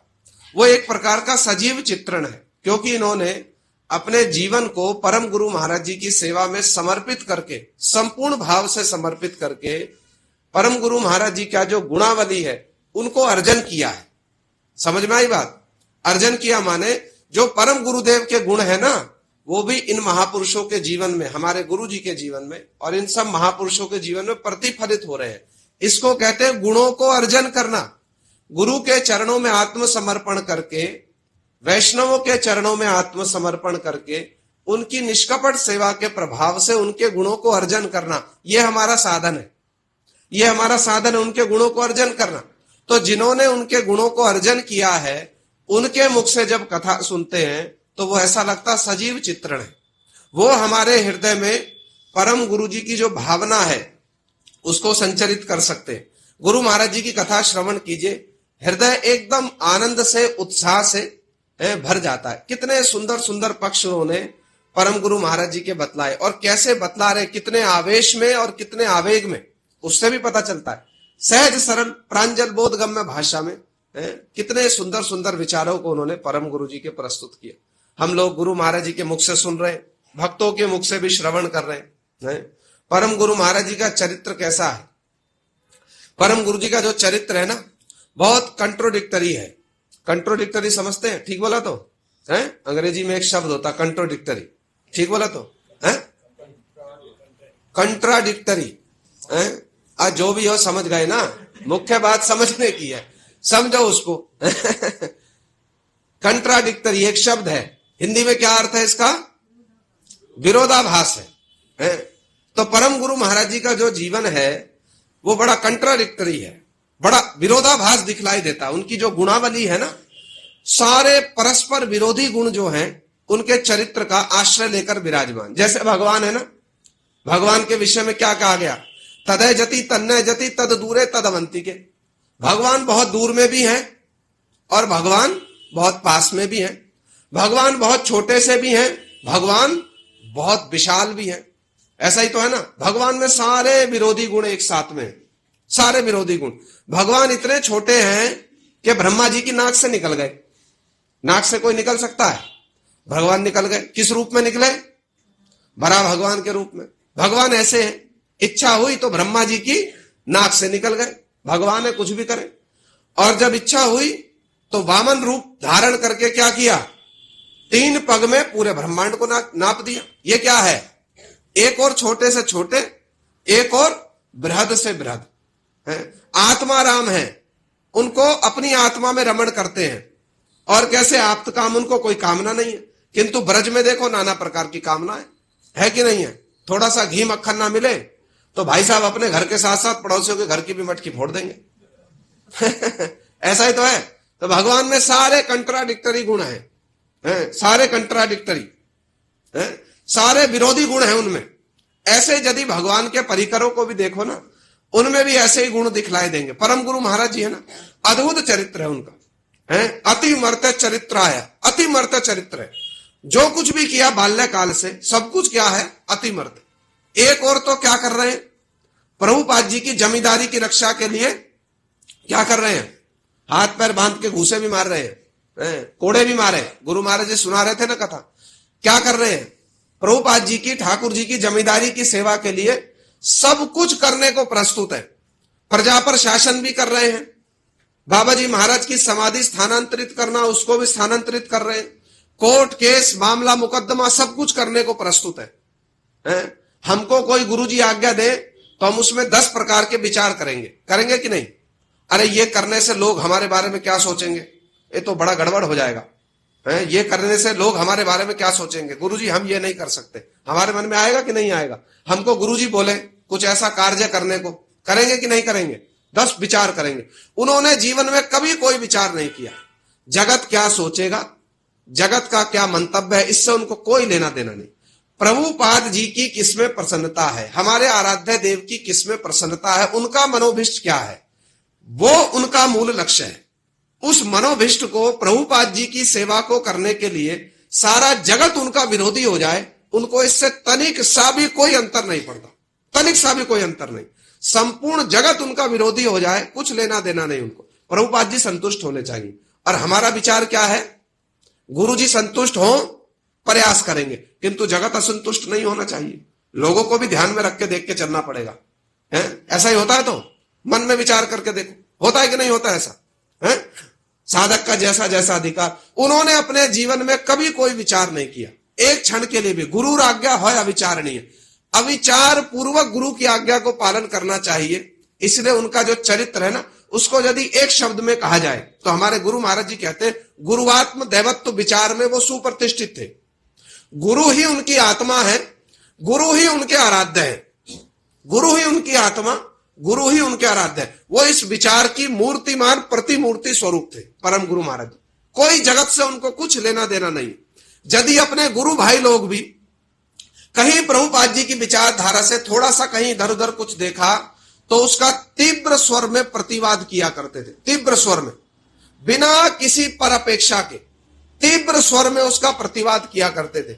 और जब किसी का प्रतिवाद करेंगे ना परम गुरु जी, तो उनका ऐसा अचिंत्य सामर्थ्य था, ऐसा अचिंत्य उनकी ऐश्वर्य शक्ति थी कि सामने वाला संपूर्ण रूप से उनके सामने नतमस्तक होगा, चाहे मन से, बाहर से माने ना माने, किंतु उनके विचारों के श्रेष्ठत्व को अवश्य ही स्वीकार करेगा। शिला वामन गोस्वामी महाराज जी लिखते हैं, अवश्य ही स्वीकार करेगा।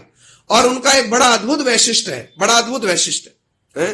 जब किसी का खंडन करने जाएंगे ना, तो उनका वैशिष्ट ये रहा सदा, जिनका वो खंडन करने गए हैं, जिस पक्ष का वो खंडन करने जा रहे हैं, उनके विचारों को लेकर के ही उनका खंडन कर दें। एक छोटा सा उदाहरण बतलाता हूं, कितने सूक्ष्म बुद्धि संपन्न थे और कैसा उनका शास्त्रों में बड़ा अद्भुत दखल था। अब ऐसे तो जीवन मुक्त महापुरुष है, उनके विषय में ये शब्द हैं, शब्द भी छोटे पड़ जाते, किंतु हमको तो यही भाषा आती, हमको तो अपराकृत जगत की भाषा आती नहीं, तो हम तो अपनी भाषा में ऐसे ही कहेंगे। तो जब किसी का खंडन करने जाएंगे, इतने सूक्ष्म विचार, ऐसी युक्ति, ऐसा तर्क देंगे, सामने वाला संपूर्ण रूप में निरस्त हो जाएगा, निरुत्तर हो जाएगा, कुछ नहीं बचेगा उनके पास में, कोई मार्ग नहीं छोड़ेंगे परम गुरु जी कि इधर से निकल जाओ, इधर से निकल जाओ, कुछ नहीं छोड़ेंगे। हम प्रातः काल भी चर्चा कर रहे थे, घटना बतलाऊं। परम गुरु महाराज जी उत्तर 24 परगना वेस्ट बंगाल में एक स्थान है बसीरहाट, सुना कभी, नाम सुना है? अरे अभी अभी तो बतलाया, सुना नहीं? अभी अभी नहीं बतलाया, फिर क्यों बोल रहे सुना नहीं? सुनोगे कहां? 10 जगह तो ध्यान लगा हुआ है, तो कैसे सुनोगे? फिर यदि बाद में पूछेंगे, इधर देखोगे क्या बोला था, कुछ तो पता हमको ध्यान नहीं है प्रभु जी। तो ध्यान आएगा कैसे? जब ध्यान दोगे नहीं तो ध्यान आएगा कैसे? कहां गए परम गुरु जी? बसीरहाट। कहां पर है बसीरहाट? और उत्तर 24 परगना। परम गुरु जी के प्रचार के लिए शिला प्रभुपाद जी के समय से वहां प्रचार है, बहुत फेमस स्थान है। दिनेश मजूमदार जैसे बड़े बड़े स्वतंत्रता सेनानी उसी ओर से आए, बहुत प्रसिद्ध स्थान। परम गुरु जी प्रचार में गए, बड़ी भारी सभा जुटी, बड़ी भारी सभा। अब परम गुरु जी क्या थे, एकदम निरपेक्ष होकर के, एकदम निरपेक्ष होकर के वचन बोला करते थे।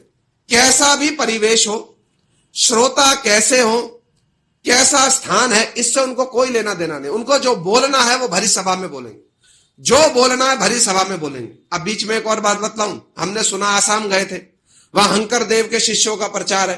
हंकर देव कौन है? आसाम के 300-350 वर्ष पूर्व कोई एक बड़े विशिष्ट व्यक्ति हुए, उन्होंने भागवत की अपनी एक भागवत लिखी है, अथवा कह लो भागवत की टीका। तो वो लोग हंकर देव को मानने वाले, वहां भरी सभा में कह दिया, जो लोग भागवत को मानते हैं किंतु मांस मछली खाते, वो सब लोग मांस मछली खाते थे। भरी सभा में कह दिया खड़े होकर के, जो लोग मांस मछली खाते और कहते हैं मुख से हम भागवत को मानते, उनका मुख क्या है? पैखाना पेशाब की नाली है। भरी सभा में खड़े होकर कह दिया, कोई भय नहीं उनको। असम साहसी, असम साहसी, जिनके समान साहसी नहीं हो किसी में, निर्भीक एकदम। 10,000 लोगों की भारी सभा है और वहां पत्थर चलने लगे, लाठियां चलने लगी, और परम गुरु जी खड़े होकर कह रहे, जो भाषा तुमको आती है वो भाषा हमको आती है। जिस भाषा में को सुनना चाहते हो, मानना चाहते हो, उस भाषा में समझा देंगे। या तो हमारे बातों का उत्तर दे दो, या तो हमारी बातों का उत्तर दे दो, हम ऐसे ही थोड़ी बोल रहे हैं। और फिर शिला वामन गोस्वामी महाराज, शिला त्रिविक्रम गोस्वामी महाराज जी को खड़ा किया, उन्होंने प्रमाण दे दिया, पूरी सभा स्तब्ध हो गई। ऐसे एकदम असम साहसी, निर्भीक सत्य के निरपेक्ष वक्ता, कोई लेना देना नहीं। आसाम गए एक और स्थान पर, वहां बहुत सारी एक बड़ी भारी सभा जुटी और कथा कीर्तन हो रहा है, और वहां पर बहुत सारे लोग बंगाल में किसी एक विशेष विशिष्ट व्यक्ति को जो फॉलो करने वाले, और उन्होंने विदेशों में जाकर क्या प्रचार किया, सर्वधर्म समन्वयात, सारे धर्म समान है। कहते हैं ना बहुत सारे लोग, सारे धर्म समान है। परम गुरु जी इसका खंडन कर रहे हैं सभा में। सारे धर्म समान कैसे हो सकते हैं? सब धर्मों का कुछ ना कुछ अपना वैशिष्ट्य है, किंतु सारे धर्म समान कैसे हो सकते हैं? भगवान ने तो गीता में कहा है ना एक श्लोक में, क्या है ना, ये नहीं, यान्ति देवव्रता भूतानी, है ना, जो लोग भूतों की पूजा करेंगे भूतों को प्राप्त करेंगे, जो लोग देवताओं की पूजा करेंगे देवताओं को प्राप्त करेंगे, और जो लोग हमारी पूजा करेंगे हमको प्राप्त करेंगे। भगवान ने तो गीता में कहा है, तो सारे धर्म समान कैसे हो गए?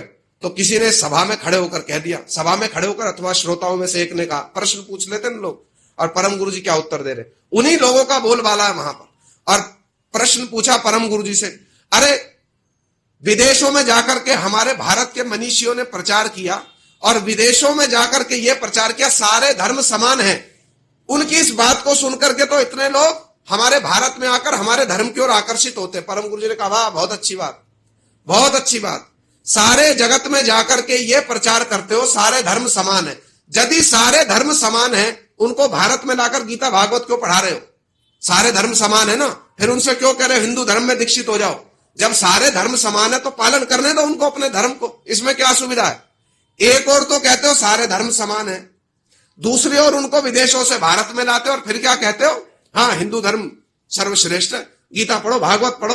तो परम गुरु जी कहते तुम्हारी तो दोनों बातों में अंतर है, या तो ये कहो सारे धर्म समान है, अपने अपने धर्म को पालन करो, या फिर ये कहो कि ये जो सनातन धर्म है ये सर्वोत्तम धर्म है। एक बात को तो मानो, तुम तो अपनी बात को ही नहीं मान रहे हो। समझ में आई तो बात? ऐसे असम साहसी भरी सभा में खड़े होकर के, कैसे भी श्रोता हो, कैसा भी परिवेश हो, उससे उनको कोई लेना देना नहीं। जो वास्तव सत्य का विचार है, प्रभुपाद जी की धारा, एकदम स्ट्रेट फॉरवर्ड होकर उसका परिवेशन करेंगे। कितनी भीड़ है, कितने लोगों की भीड़ है, उससे कोई लेना देना नहीं, उनको कोई लेना देना नहीं। तो परम गुरु जी कहां गए थे? परम गुरु जी गए थे बसीरहाट। बसीरहाट से हम थोड़ा सा ले गए आपको आसाम में। चलो वापस बसीरहाट आ जाओ। वहां क्या हो रहा है, एक बड़ी भारी धर्म सभा हो रही है, और उस धर्म सभा में बड़े गणमान्य बहुत सारे ब्राह्मण लोग हैं, कुलीन ब्राह्मण, चट्टोपाध्याय, मुखोपाध्याय, बंदोपाध्याय, ये सब क्या है, कुलीन ब्राह्मण। कुलीन ब्राह्मणों का समाज बैठा पूरा उस सभा में, जो लोग शंकराचार्य जी के विचार को सर्वोत्तम मानने वाले, शंकराचार्य जी के विचार को जो सर्वोत्तम मानने वाले, भगवान निराकार निर्विशेष निशक्तिक है, उनसे भरी हुई सभा है। परम गुरु जी ने कथा कही। पहले तो कथा में उनके विचारों का खंडन किया, खूब खंडन किया शास्त्रों से, और खंडन करने पर ही वो संतुष्ट नहीं होते। अंत में क्या बोल दिया परम गुरु जी ने? भरी सभा में जब उनका वक्तव्य शेष होने वाला है, तो भरी सभा में खड़े होकर के कह दिया, आचार्य शंकर का विचार जो है ना, वो स्थूल बुद्धि संपन्न, मोटी बुद्धि संपन्न लोगों के लिए आदरणीय है। पहले तो खंडन कर दिया, फिर क्या कहते हैं कथा में, जो आचार्य शंकर का विचार है ना, वो क्या है, स्थूल बुद्धि संपन्न लोगों के लिए आदरणीय है। क्यों? आचार्य शंकर का विचार एकदम अयौक्तिक और असार है, उसमें कोई युक्ति नहीं है, वो असार है। भरी सभा में बोल दिया, पूरी सभा में खलबली मच गई है। हम लोग मोटी बुद्धि वाले, कुलीन ब्राह्मणों का समाज बैठा है, कहते हम लोग मोटी बुद्धि वाले। अब सामने से तो कोई कुछ बोल नहीं सका। बाद में एक मीटिंग बिठाई उन्होंने, बड़ी भारी मीटिंग, और उस मीटिंग में एक मुखिया बने सत्यभूषण चट्टोपाध्याय। उन्होंने परम गुरु जी को पत्र लिखा है। अब पत्र में तो बहुत लंबी बातचीत हुई।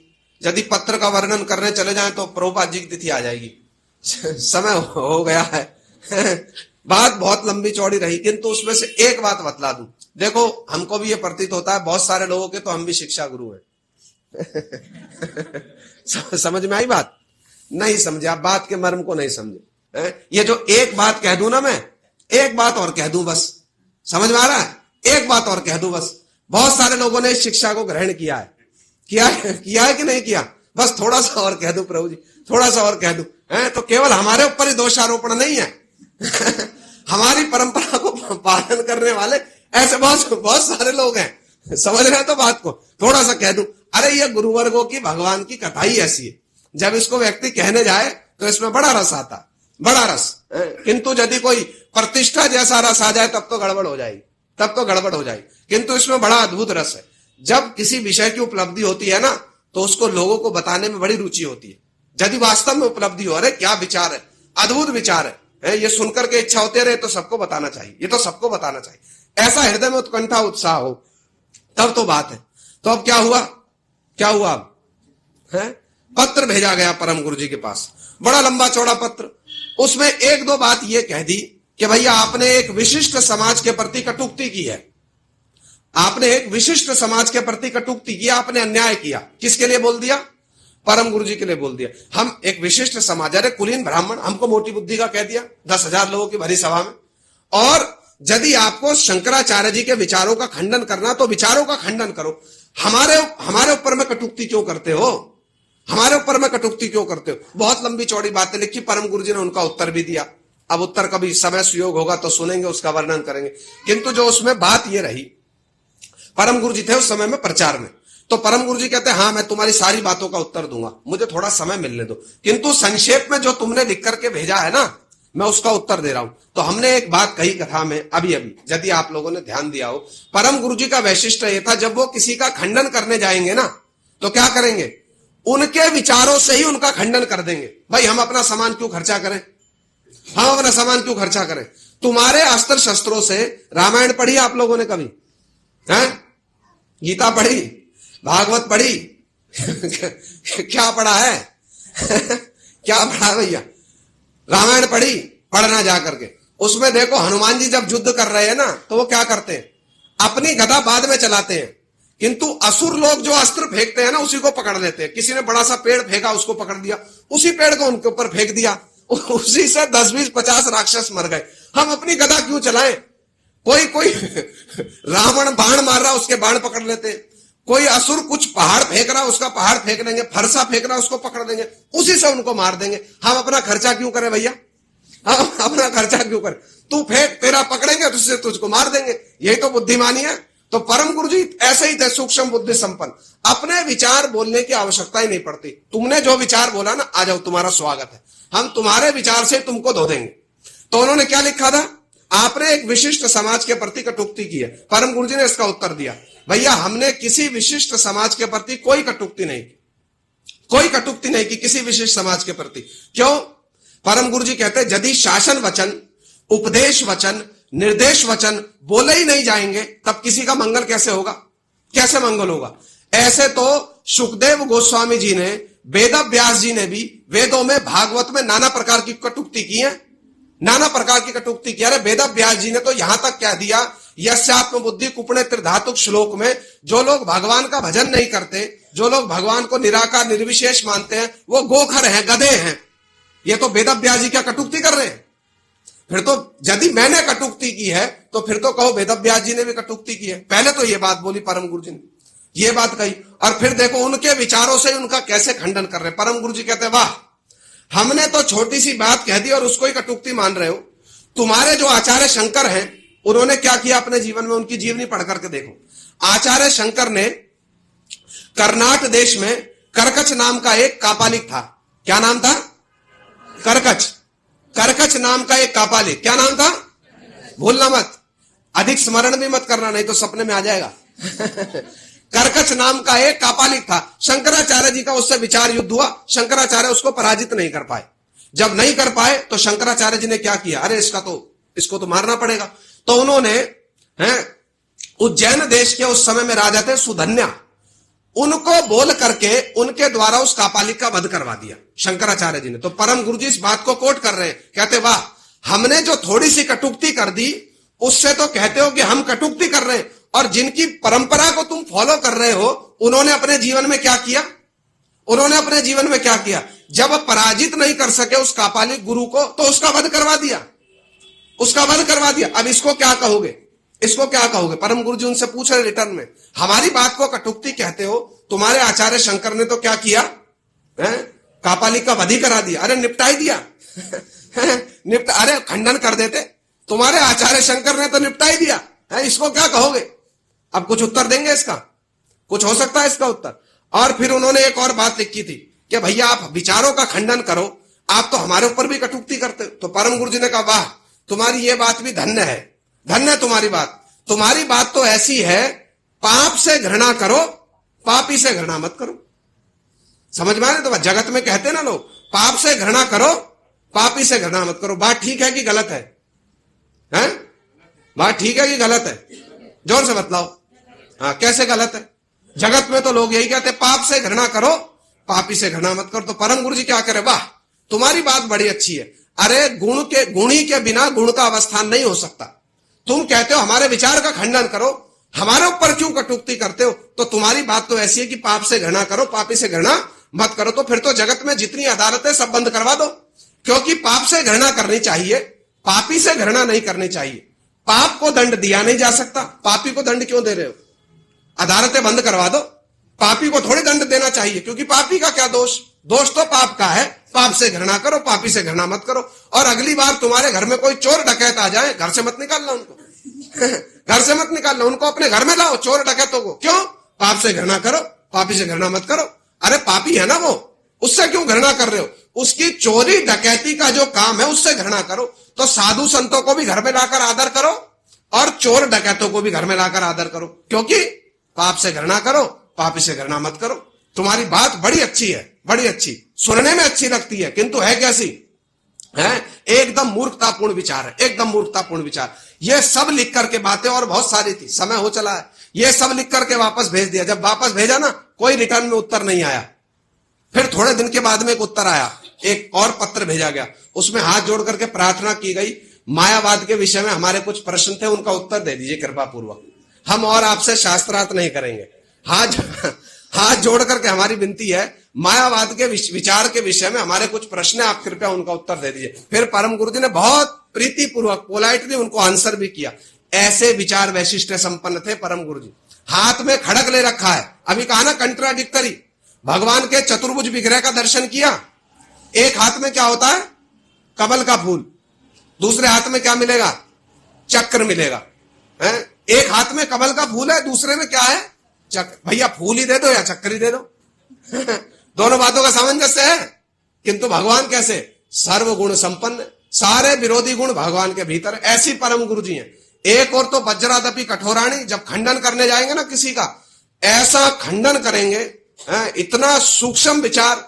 श्रील वामन गोस्वामी महाराज जी कहते हैं, ऐसी युक्ति, ऐसा तर्क देंगे, सामने वाले के पास में प्रश्न के उत्तर का जो परम गुरु महाराज जी जो युक्ति तर्क देंगे ना, उसका कोई उत्तर नहीं होगा सामने वाले के पास में, कोई मार्ग नहीं छोड़ेंगे। और जब ये खंडन किया ना, किसी का ऐसे खंडन करते तो बाद में एक और बड़ी अच्छी बात लिख देते थे। क्या कहते थे? या तो तुम हमारे विचारों का उत्तर दो, या तुम हमसे क्षमा मांगो। किंतु फिर लिख देते थे, उपदेशो ही मूर्खानाम प्रकोपाय न शांतये। मैं आशा करता हूं तुम हमसे क्षमा मांग लोगे, किंतु यदि तुम क्षमा ना मांगो तो हम समझ लेंगे उपदेशो ही मूर्खानाम प्रकोपाय न शांतये। मूर्ख को उपदेश देने से उसका प्रकोप बढ़ जाता है। भाई आपने किसी को कहा हमसे क्षमा मांगो और कोई क्षमा ना मांगे तो क्या हो जाएगा? इसमें तो आपकी बात हल्की हो गई ना। तो कितने सूक्ष्म बुद्धि संपन्न थे, वो लिख कर भेज देंगे, या तो तुम क्षमा मांग लो, अगर तुमने क्षमा नहीं मांगी तो हम ये समझ जाएंगे कि तुम मूर्ख हो। मूर्ख को उपदेश देने से उसका प्रकोप बढ़ जाता है, तो तुम्हारा बढ़ गया। तो या तो वो क्षमा मांगेगा या वो क्या करेगा, या उसका प्रकोप बढ़ गया, ये सिद्ध हो जाएगा। ऐसे सूक्ष्म बुद्धि संपन्न थे। श्रील वामन गोस्वामी महाराज जी कहते हैं, ऐसी युक्ति, ऐसा तर्क दिया करते थे जिसका सामने वाले के पास में कोई उत्तर नहीं होता था।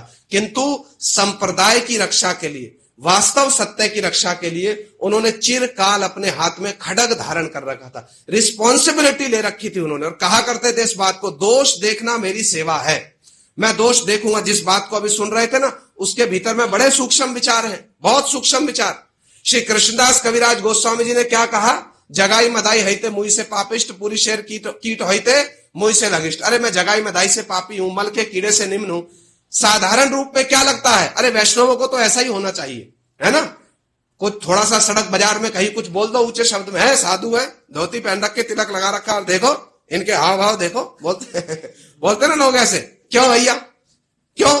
साधु हो गए, तिलक लगा लिया, धोती पहन ली, इसका अर्थ है अन्याय को सहन कर ले, इसका अर्थ है जो कुछ भी सहन कर ले। साधु तो परशुराम जी भी है कि नहीं है? साधु तो परशुराम जी भी है ना। कितनी बार पृथ्वी को क्षत्रिय विहीन कर दिया? 21 बार। किया कि नहीं किया? तो एक आध बार तो करनी चाहिए हमें भी। एक आध बार तो हम भी करें कुछ। लेकिन भैया सामर्थ्य देख करके तो परशुराम जी को साधु परशुराम जी को साधु मानोगे कि नहीं मानोगे? हैं? मानोगे कि नहीं मानोगे? क्योंकि परशुराम जी ने अन्याय का विरोध किया, तो साधु का भी ये रिस्पॉन्सिबिलिटी है। वो क्या करेगा? अन्याय का विरोध करेगा। यदि वो अन्याय अत्याचार देखेगा तो वो उसका विरोध करेगा, है धर्म के नाम पर कुरीतियों को देखेगा तो उसका विरोध करेगा। जो वास्तव साधु है ना, जो स्वयं सच्चा है, जिसका स्वयं का चरित्र निर्मल है, अपना ही चरित्र भंड गणेश है तो दूसरे पर क्या कुछ कहेगा कोई?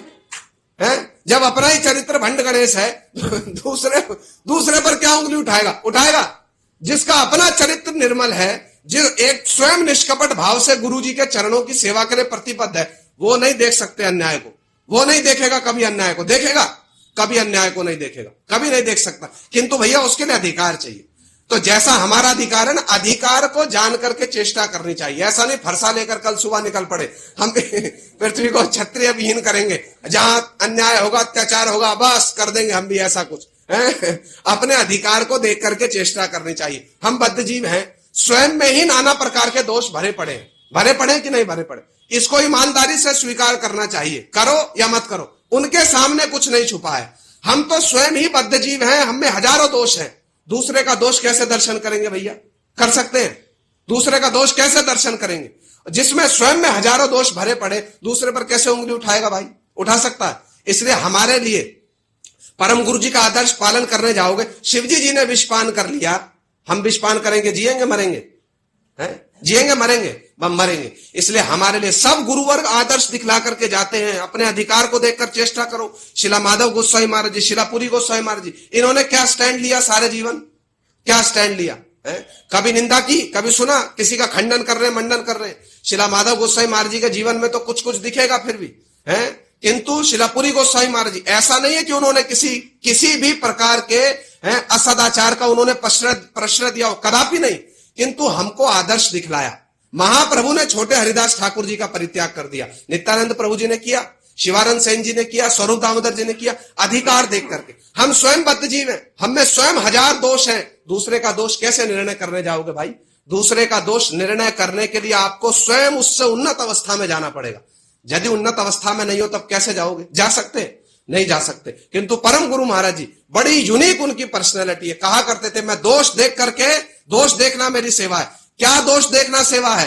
कृष्णदास कविराज गोस्वामी त्रिनादपि सुनिष्ठा की मूर्ति है, और शिला वृंदावन दास ठाकुर जी क्या कह रहे? ऐ तो परिहारे हो जे पापी निंदा करे, तबु लाथी मारू तार शरीर ऊपर। लात मारूंगा उसके मस्तक पर जो नित्यानंद प्रभु जी की निंदा करेगा। ये त्रिनादपि सुनिष्ठा है कि नहीं है? ये कैसी वैष्णवता है?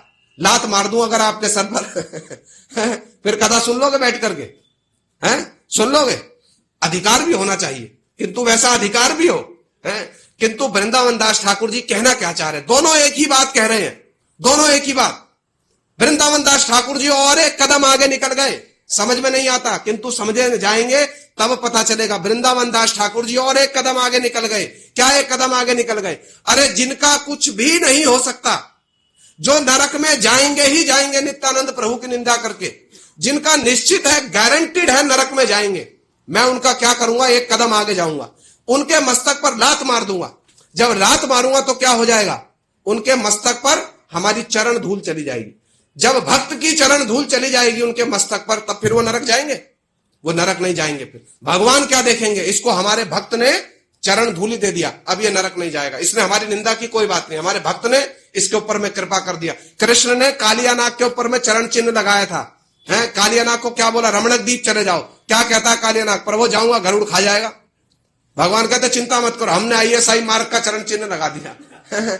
चिंता करने की कोई आवश्यकता नहीं। अब गरुड़ आएगा, खाएगा नहीं, प्रणाम करके जाएगा, चिंता ना करो। फिर क्या भेज दिया वहां उनको? रमणक द्वीप पे। ये वृंदावन दास ठाकुर जी ने ISI मार्ग का लगा दिया, हम चरण धूल दे रहे, अब तुम नरक में नहीं जाओगे। एक कदम और आगे चले गए। परम गुरु जी ऐसे ही, उनकी दया की सीमा नहीं है।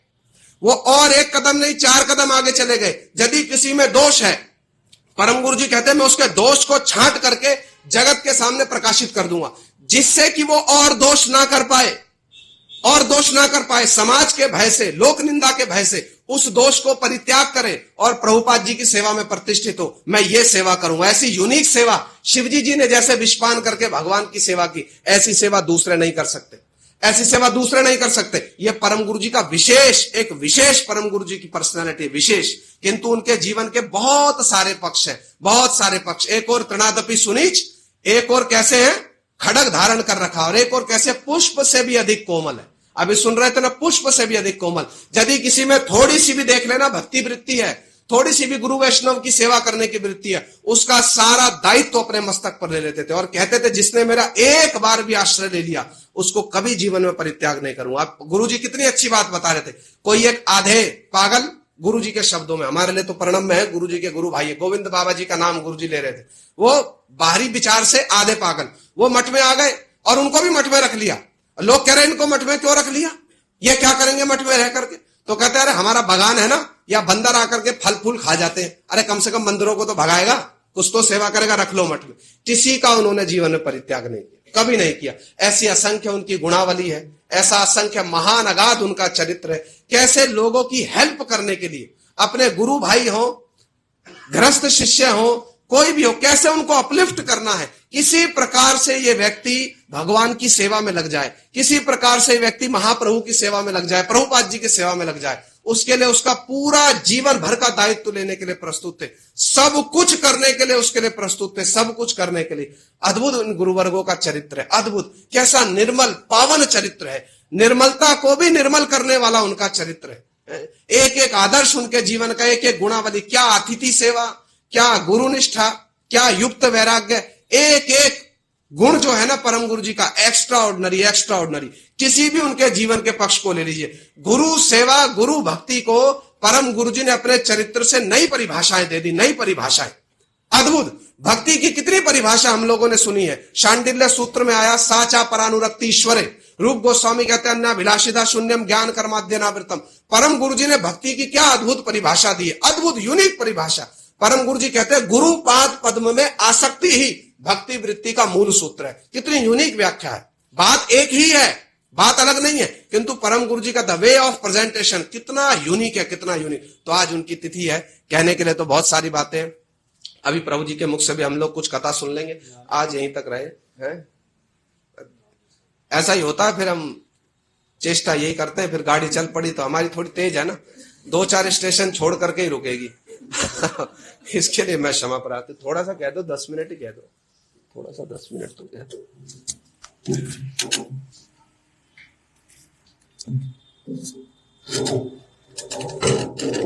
हरे कृष्णा हरे कृष्णा कृष्णा कृष्णा हरे हरे हरे राम राम राम हरे हरे। हम लोगों ने बहुत सारी बातें अभी श्रवण किया ना परम गुरुदेव की। ऐसे वाले व्यक्ति जिन्होंने अपने बाल्य अवस्था से ही, लगभग बाल्य अवस्था नहीं कहेंगे तो युवा अवस्था, 1898 में उनका आविर्भाव हुआ था, आज के दिन में 1898 में, और प्रभुपाद जी के पास में वो आए थे 1919 में। मिले उनसे पहले थे 4 साल 5 साल पहले, अलग अलग समय में मिलते रहे, किंतु मठ में जब पूर्ण रूप में आकर के योगदान दिया, अर्थात मठवासी जब बने, उसका उस समय की पत्रिका में गौड़िया में ये लिखा रहता था कौन से ब्रह्मचारी ने आकर के कब मठ में रहना प्रारंभ किया। तो उसमें लिखा हुआ परम गुरुदेव का नाम श्री विनोद बिहारी ब्रह्मचारी, 1919 में आकर के उन्होंने मठ में योगदान दिया। तो कितने वर्ष के हो गए? 21 वर्ष के।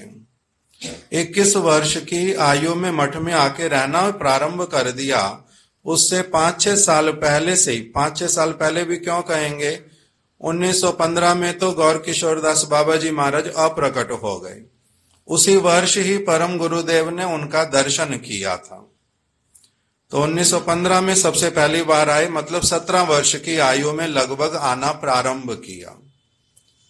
और बहुत ही अच्छी तरह से बहुत सारी उनकी गुणावली हम लोगों ने एक के पश्चात एक उनके सभी आश्रमों की, पहले घर में रहने वाली, फिर प्रभुपाद जी के पास में रहने वाली ब्रह्मचारी के रूप में, फिर उसके बाद सन्यासी होकर के, फिर उसके बाद में अच्छे से परिव्राजक आचार्य होकर के, दीक्षा इत्यादि प्रदान की गुरु का कार्य करके।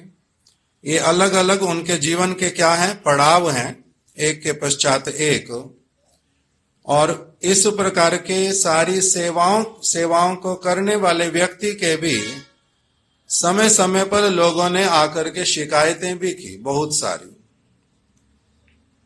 प्रभुपाद जी के पास में। प्रभुपाद जी की सेवा के लिए उन्होंने घोड़े पर चढ़ना स्वीकार किया। घर में तो चढ़ते ही थे, जमींदार थे, घोड़े के ऊपर बैठ करके जमींदार लोग क्या करते हैं, जिस जिसको जमीन देते हैं उनके पास लगान लेने के लिए जाते थे। तो उसी प्रकार से प्रभुपाद जी की सेवा के लिए भी किया। प्रभुपाद जी का बहुत सारा स्थान था मायापुर में, लोगों ने जबरदस्ती उसको अपने कब्जे में कर लिया था, तो ये घोड़े पर बैठते थे। और चौकीदार के रूप में, क्योंकि वहां पर उस समय अधिकांश लोग मुस्लिम रहते थे मायापुर में, उसका नाम भी उन्होंने कर दिया था मियापुर। तो इसलिए उनका बहुत बोलबाला था। ये लोग अभी अभी इन्होंने वहां पर महाप्रभु की जन्म स्थली पर स्थान लिया, स्थान तो बहुत सारा लिया, और वहीं पर प्रारंभ किया था प्रभुपाद भक्ति विनोद ठाकुर जी ने, फिर प्रभुपाद जी ने कंटिन्यू किया। तो इन्होंने उनकी सेवा के लिए क्या किया, प्रभुपाद जी की जमींदारी जानते थे घर से ही, वहां पर मुस्लिम व्यक्ति को ही उन्होंने रख लिया चौकीदार के रूप में। गुरुदेव ये भली सारी बातें भी कथा में ही बता रहे हैं। और नाव में आना जाना पड़ता है। एक तो पहले घोड़े पर चढ़ करके जाते हैं इधर से उधर मायापुर में ही। चौकीदार भी उन्हीं लोगों को रख लिया और उनको अच्छे से पैसा इत्यादि भी देते हैं, और साथ ही साथ में जो लोगों से लगान लेना है उनके ऊपर शासन भी करते हैं। एकदम से सूट बूट पहन करके रहते हैं। नौका पार करेंगे, अगर एक आना देना होता है 10 आने दे करके आएंगे। सारे नाव वाले बोलते हैं हमारी नाव में बैठो, हमारी नाव में बैठो। उनको क्या है, पैसा मिलेगा। अभी जिन लोगों का कम बुद्धि है वो लोग प्रभुपाद जी के पास में जाकर के शिकायत करते कि ये विनोद बिहारी ब्रह्मचारी इतने बड़े घर से आया, ये बात तो ठीक है, किंतु यहां पर भगवान की सेवा का पैसा आता है। और ये क्या करते हैं, जहां 1 आना खर्च करना चाहिए वहां 10 आने दे के आ जाता है। किसी को और ऐसे ही फालतू में पैसे दे देते हैं। तो ये बात तो ठीक नहीं है। इस प्रकार की शिकायत करते हैं। तब प्रभुपाद जी ने एक बार कह दिया इस बात को कि देखो 2 तरह की बातें इसमें समझ लेना। जिन्होंने शिकायत की थी उनको समझाया। एक बात, वो किस लिए ऐसा करता है तुम उस बात को नहीं समझोगे, हम समझते हैं उस बात को। ये यहां के लोगों के साथ में अच्छे से पहले मित्रता करेंगे, उनको विश्वास दिला देंगे कि हम उनके शत्रु थोड़ा ना हैं, और फिर उनके साथ में मित्रता करके क्या करेंगे, जो सारी चीजें यहां पर भक्तों के लिए अच्छी होंगी वो उनको जब करेंगे तब लोगों को कोई आपत्ति नहीं होगी। अभी एकदम से करेंगे तो परेशानी होगी।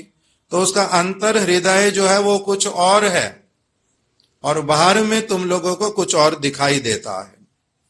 इसलिए बहुत बार होता है कि व्यक्ति समझ नहीं पाते बहुत सारी बातों को, इसलिए क्या समझते हैं, जो हमने समझा वही सर्वश्रेष्ठ है, और इसीलिए क्या कर बैठते हैं, बहुत बड़ी बड़ी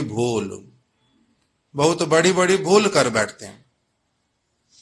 दूसरे समय में भी किसी ने इसी प्रकार की हमारे परम गुरुदेव के लिए शिकायत की दिल्ली से, और प्रभुपाद जी ने पत्र लिख करके भेजा। दिल्ली इंचार्ज थे मठ में उस समय शिला भक्ति कमल मधुसूदन गोस्वामी महाराज।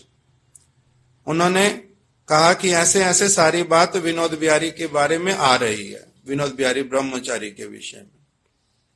तो प्रभुपाद जी ने लिख करके भेजा, जो विनोद बिहारी को वैष्णव नहीं मानता, क्या बात है वो वाली, उसकी गुरु भक्ति, ये प्रभुपाद जी ने लिख करके भेजा, परमहंस जी के जीवन में जो इनको वैष्णव नहीं मानता, उनकी स्वयं की गुरु भक्ति नहीं।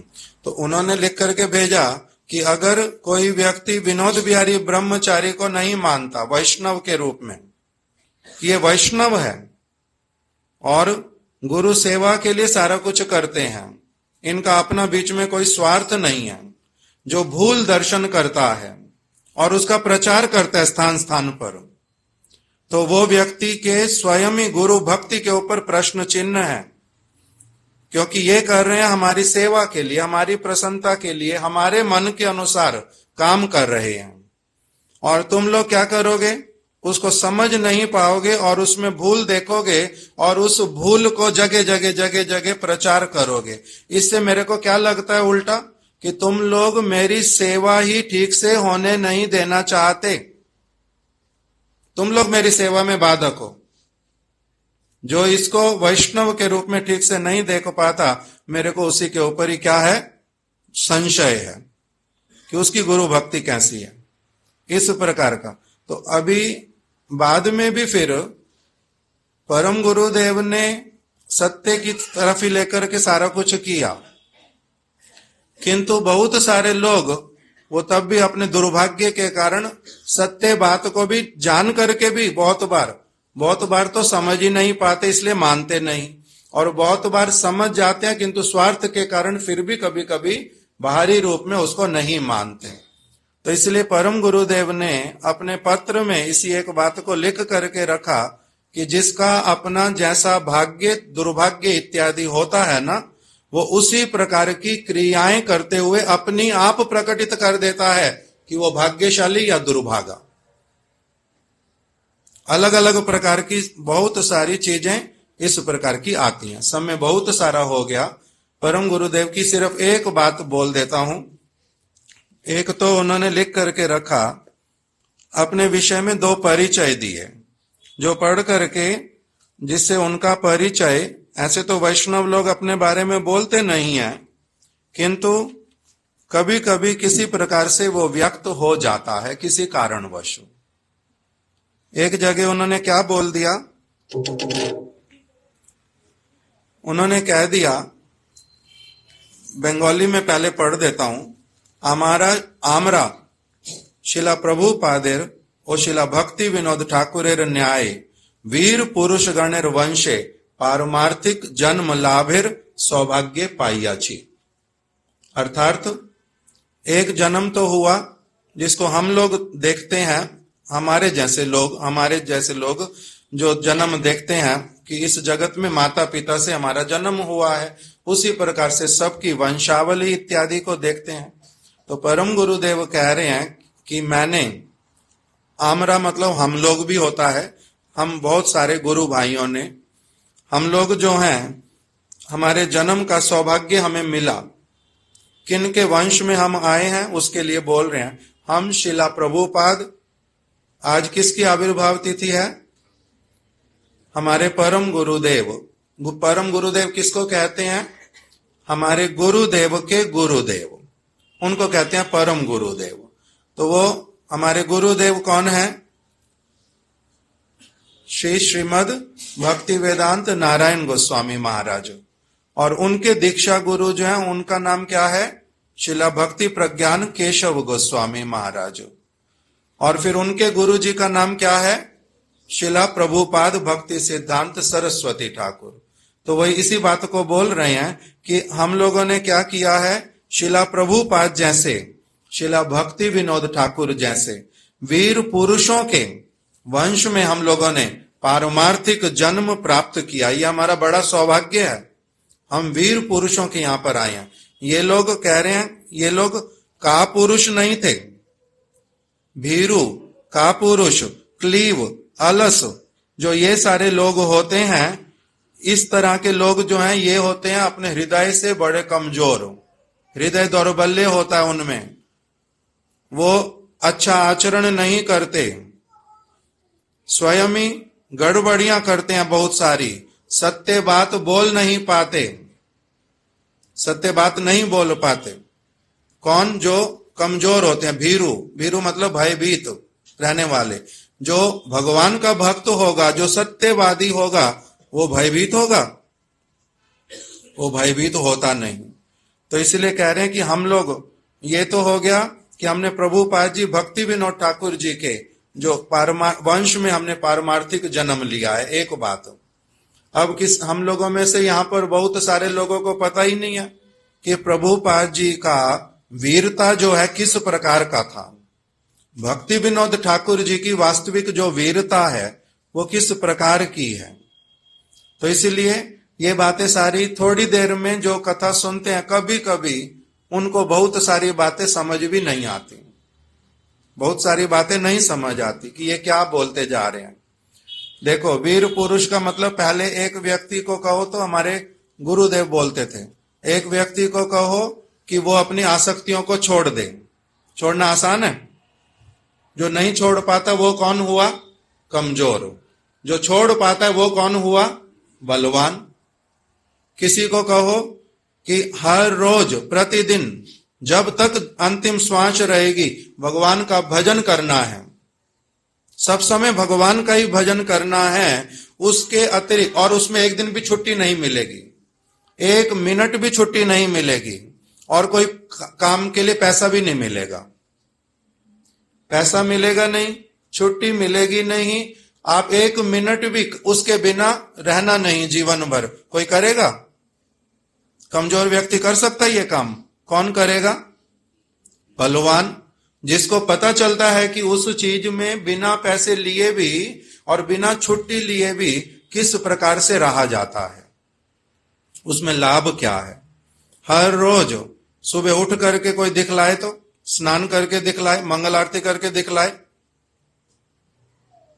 ठाकुर जी का प्रसाद पाऊंगा, उसके अतिरिक्त तो कुछ नहीं पाऊंगा, मैं सदैव सत्य का साथ दूंगा, मैं मिथ्या की तरफ नहीं जाऊंगा, मैं कभी स्वतंत्र विचार नहीं करूंगा, ठीक ठीक रूप में निर्णय करूंगा।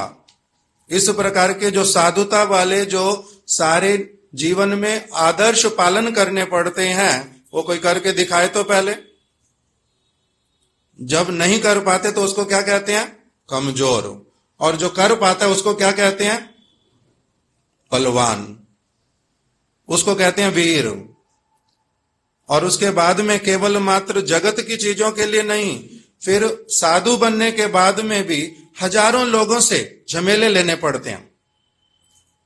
आश्रम में आ गए, परम गुरुदेव इसलिए शिला स्वामी महाराज जी ने लिखा कि मैं जब सुनता था शिला श्रीधर गोस्वामी महाराज जी से, मैं जब सुनता था शिला भक्ति प्रज्ञान केशव गोस्वामी महाराज से और अपने कुछ गुरु भाइयों से, मैं सुनता था कि इनको किस किस तरह से जीवन यापन करना पड़ता है।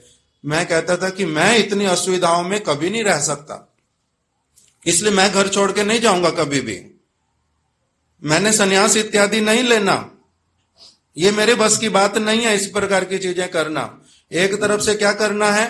पूरी तरह से अपने आप को परम शांत रख करके भगवान का भजन करना है, अपनी आत्मा का उत्थान करना है, मैंने अपने नित्य स्वरूप में स्थित होना है, राधा कृष्ण की निकुंज कुंज में ब्रज में सेवा करनी है, महाप्रभु के साथ में नित्य कीर्तन करना है, और उसके साथ साथ में फिर मैंने क्या करना है?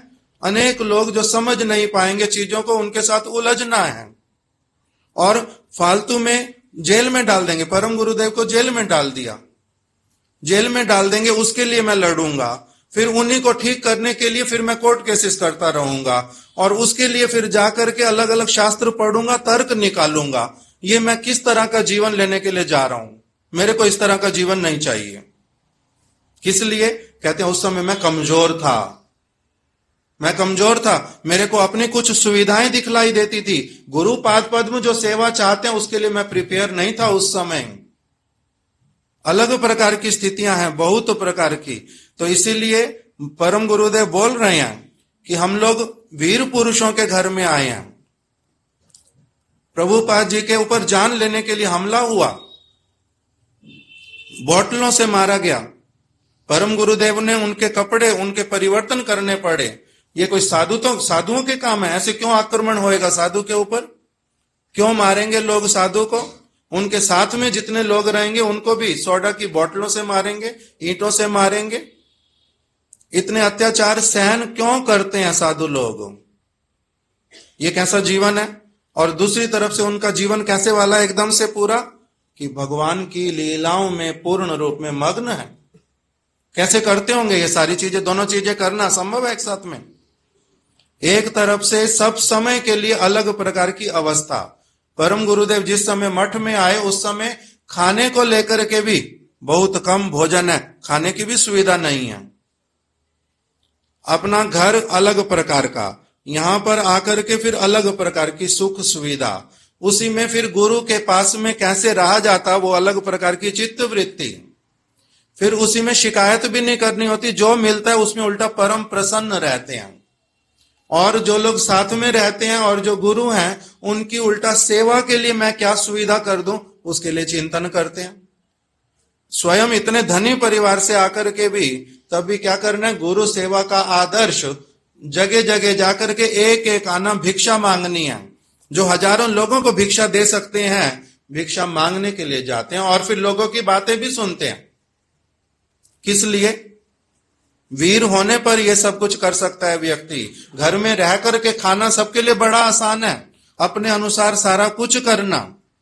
किंतु गुरु सेवा के लिए से परम गुरुदेव ने अपने पत्र में ये वाली बात भी लिखी कि सुविधावादी होना और गुरु सेवक होना दो बातें बहुत अलग अलग हैं, दो बातें बहुत अलग अलग हैं। तो इसलिए कह रहे हैं हम वीर पुरुषों के घर में हमने जन्म ग्रहण किया है। हमारा जन्म जो है, और फिर आगे बोल रहे हैं विशेष करके हम लोग अपने आप को कहते हैं हम मध्वाचार्य जी के वंश में आए हैं। मध्वाचार्य जी कैसे बलवान थे, हम लोग उस प्रकार के वंश में आए हैं। इसलिए हम सत्य कथा के अतिरिक्त कभी कुछ और नहीं कहेंगे। नित्यानंद प्रभु ने केवल मात्र बातें बोली नहीं कड़वी ना, नित्यानंद प्रभु ने केवल कड़वी बातें सुनी नहीं। जगाई मधाई ने जब वो उनको भजन के लिए कहने गए, जगाई मधाई ने केवल कड़वी बातें नहीं सुनाई उनको, पहले कड़वी बातें भी बड़ी सारी सुनाई। किंतु फिर क्या किया? केवल कड़वी बातें सुनाई नहीं, साथ साथ में उनको कलसी लेकर के, घड़ा लेकर के उनके सिर पर भी दे मारा। तो कह रहे हैं कि हम तब भी हम उन्हीं के वंश में आए हैं, नित्यानंद प्रभु के। हम आए हैं हरिदास ठाकुर के वंश में, जिन्होंने क्या किया है? मार खा करके भी उन्होंने अपने प्रभु की सेवा की है। कह रहे हैं इस प्रकार का बल कैसे आता है? जब गुरु सेवा, गुरु की वास्तविक संपत्ति, भगवान की इच्छा, भगवान की सेवा, जब पागल लोगों का इलाज करने के लिए जब जाते हैं, पागल लोग किस किस प्रकार का आचरण नहीं कर सकते। कभी मारना, कभी केवल बकबक करना, कभी झूठ बोलना, कभी फालतू में इल्जाम लगाना, ये सारे काम करते हैं। जान से मारने तक के लिए भी आते हैं। किंतु तब भी साधु क्या होता है? पश्चातपद नहीं होता, भयभीत नहीं होता। इस प्रकार का अपना एक स्थान पर परिचय दिया। तो इसलिए कह रहे हैं जो भीरू पुरुष है, जो क्लीव है मतलब नपुंसक, जो आलसी है, वो इस प्रकार के जो लोग हैं वो वास्तविक रूप में गुरु सेवा, महाप्रभु की सेवा नहीं कर सकते, उनके लिए संभव नहीं है। और दूसरी जगह अपना परिचय दिया एक,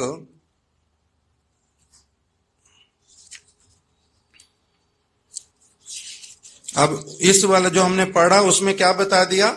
अपना परिचय बता दिया कि हम कौन से वंश में आए हैं, पारमार्थिक जन्म कहां हुआ। और दूसरा क्या बोल रहे हैं कि हम लोग सदैव सत्य कथा का प्रचार करेंगे, इसके हम व्रत लेते हैं। सर्वदा ही सत्य कथा प्रचारे व्रती थाकिबे, किसी दूसरे को निर्देश दे रहे हैं कि तुम सब समय सत्य कथा का प्रचार करने में ही व्रत लेकर के रखना। और सत साहस युक्त व्यक्ति गणेर भगवानी सहाय, जिसके भीतर में सत साहस होता है ना, उत्पन्न हो जाता है। सत साहस का मतलब क्या होता है? टेररिस्ट लोगों का असत साहस है। जो साधु लोग होते हैं उनके साहस को बोलते हैं सत साहस। जो सत साहस जिनमें होता है, भगवान ही उनकी सहायता करते हैं। जिनमें सत साहस होता है, भगवान उनकी सहायता करते हैं। और कह रहे हैं पृथ्वी असत पथे चली लो, पृथ्वी के बहुत सारे लोग अगर असत पथ पर भी चलें तब भी हम लोग आमरा ताहर दासत्व को रिबोना, हम लोग उन लोगों का दासत्व थोड़ा ना करेंगे। टेररिस्ट लोगों के हम क्या अनुगत बन जाएंगे? जो वो कहेंगे करेंगे वो वाला। टेररिस्ट लोगों की बात मान करके कोई जीवन यापन करेगा सज्जन व्यक्ति? कोई नहीं करता। तो इसलिए कह रहे हैं हम ऐसा नहीं करेंगे।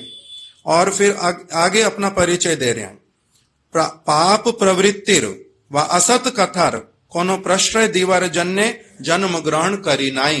कह रहे मैंने जगत में, अब यहां पर अपनी आप आ रहा है कि हमने जगत में जन्म ग्रहण इसलिए नहीं किया कि हम पाप प्रवृत्ति का हम लोग क्या करेंगे? प्रश्रय देंगे। प्रश्रय देना मतलब कोई जैसे अपने बच्चे को क्या कहते हैं कि माँ अपने बच्चे की तरफ, बच्चा गलत काम करे, पिताजी उसको डांट रहे हैं, माँ क्या करती है? उसको शय देती है।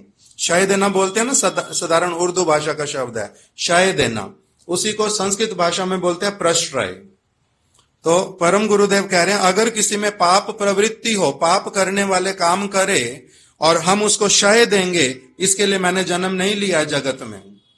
और कोई असत कथा, कोई अगर झूठ मूठ की बात बड़े जोर जोर से करके या लिख करके या सारे लोगों को बता करके करेगा, झूठी बातें लोगों को बतलाएगा, असत कथा बोलेगा, और फिर भी मैं क्या करूंगा? उसको प्रश्रय दूंगा, इसके लिए मैंने जन्म नहीं लिया है। अर्थात कह रहे हैं पाप प्रवृत्ति करने वाले, पाप की प्रवृत्ति है जिन लोगों में, जिनका अभी चित्त जो है पाप से पूरी तरह से निकला नहीं है।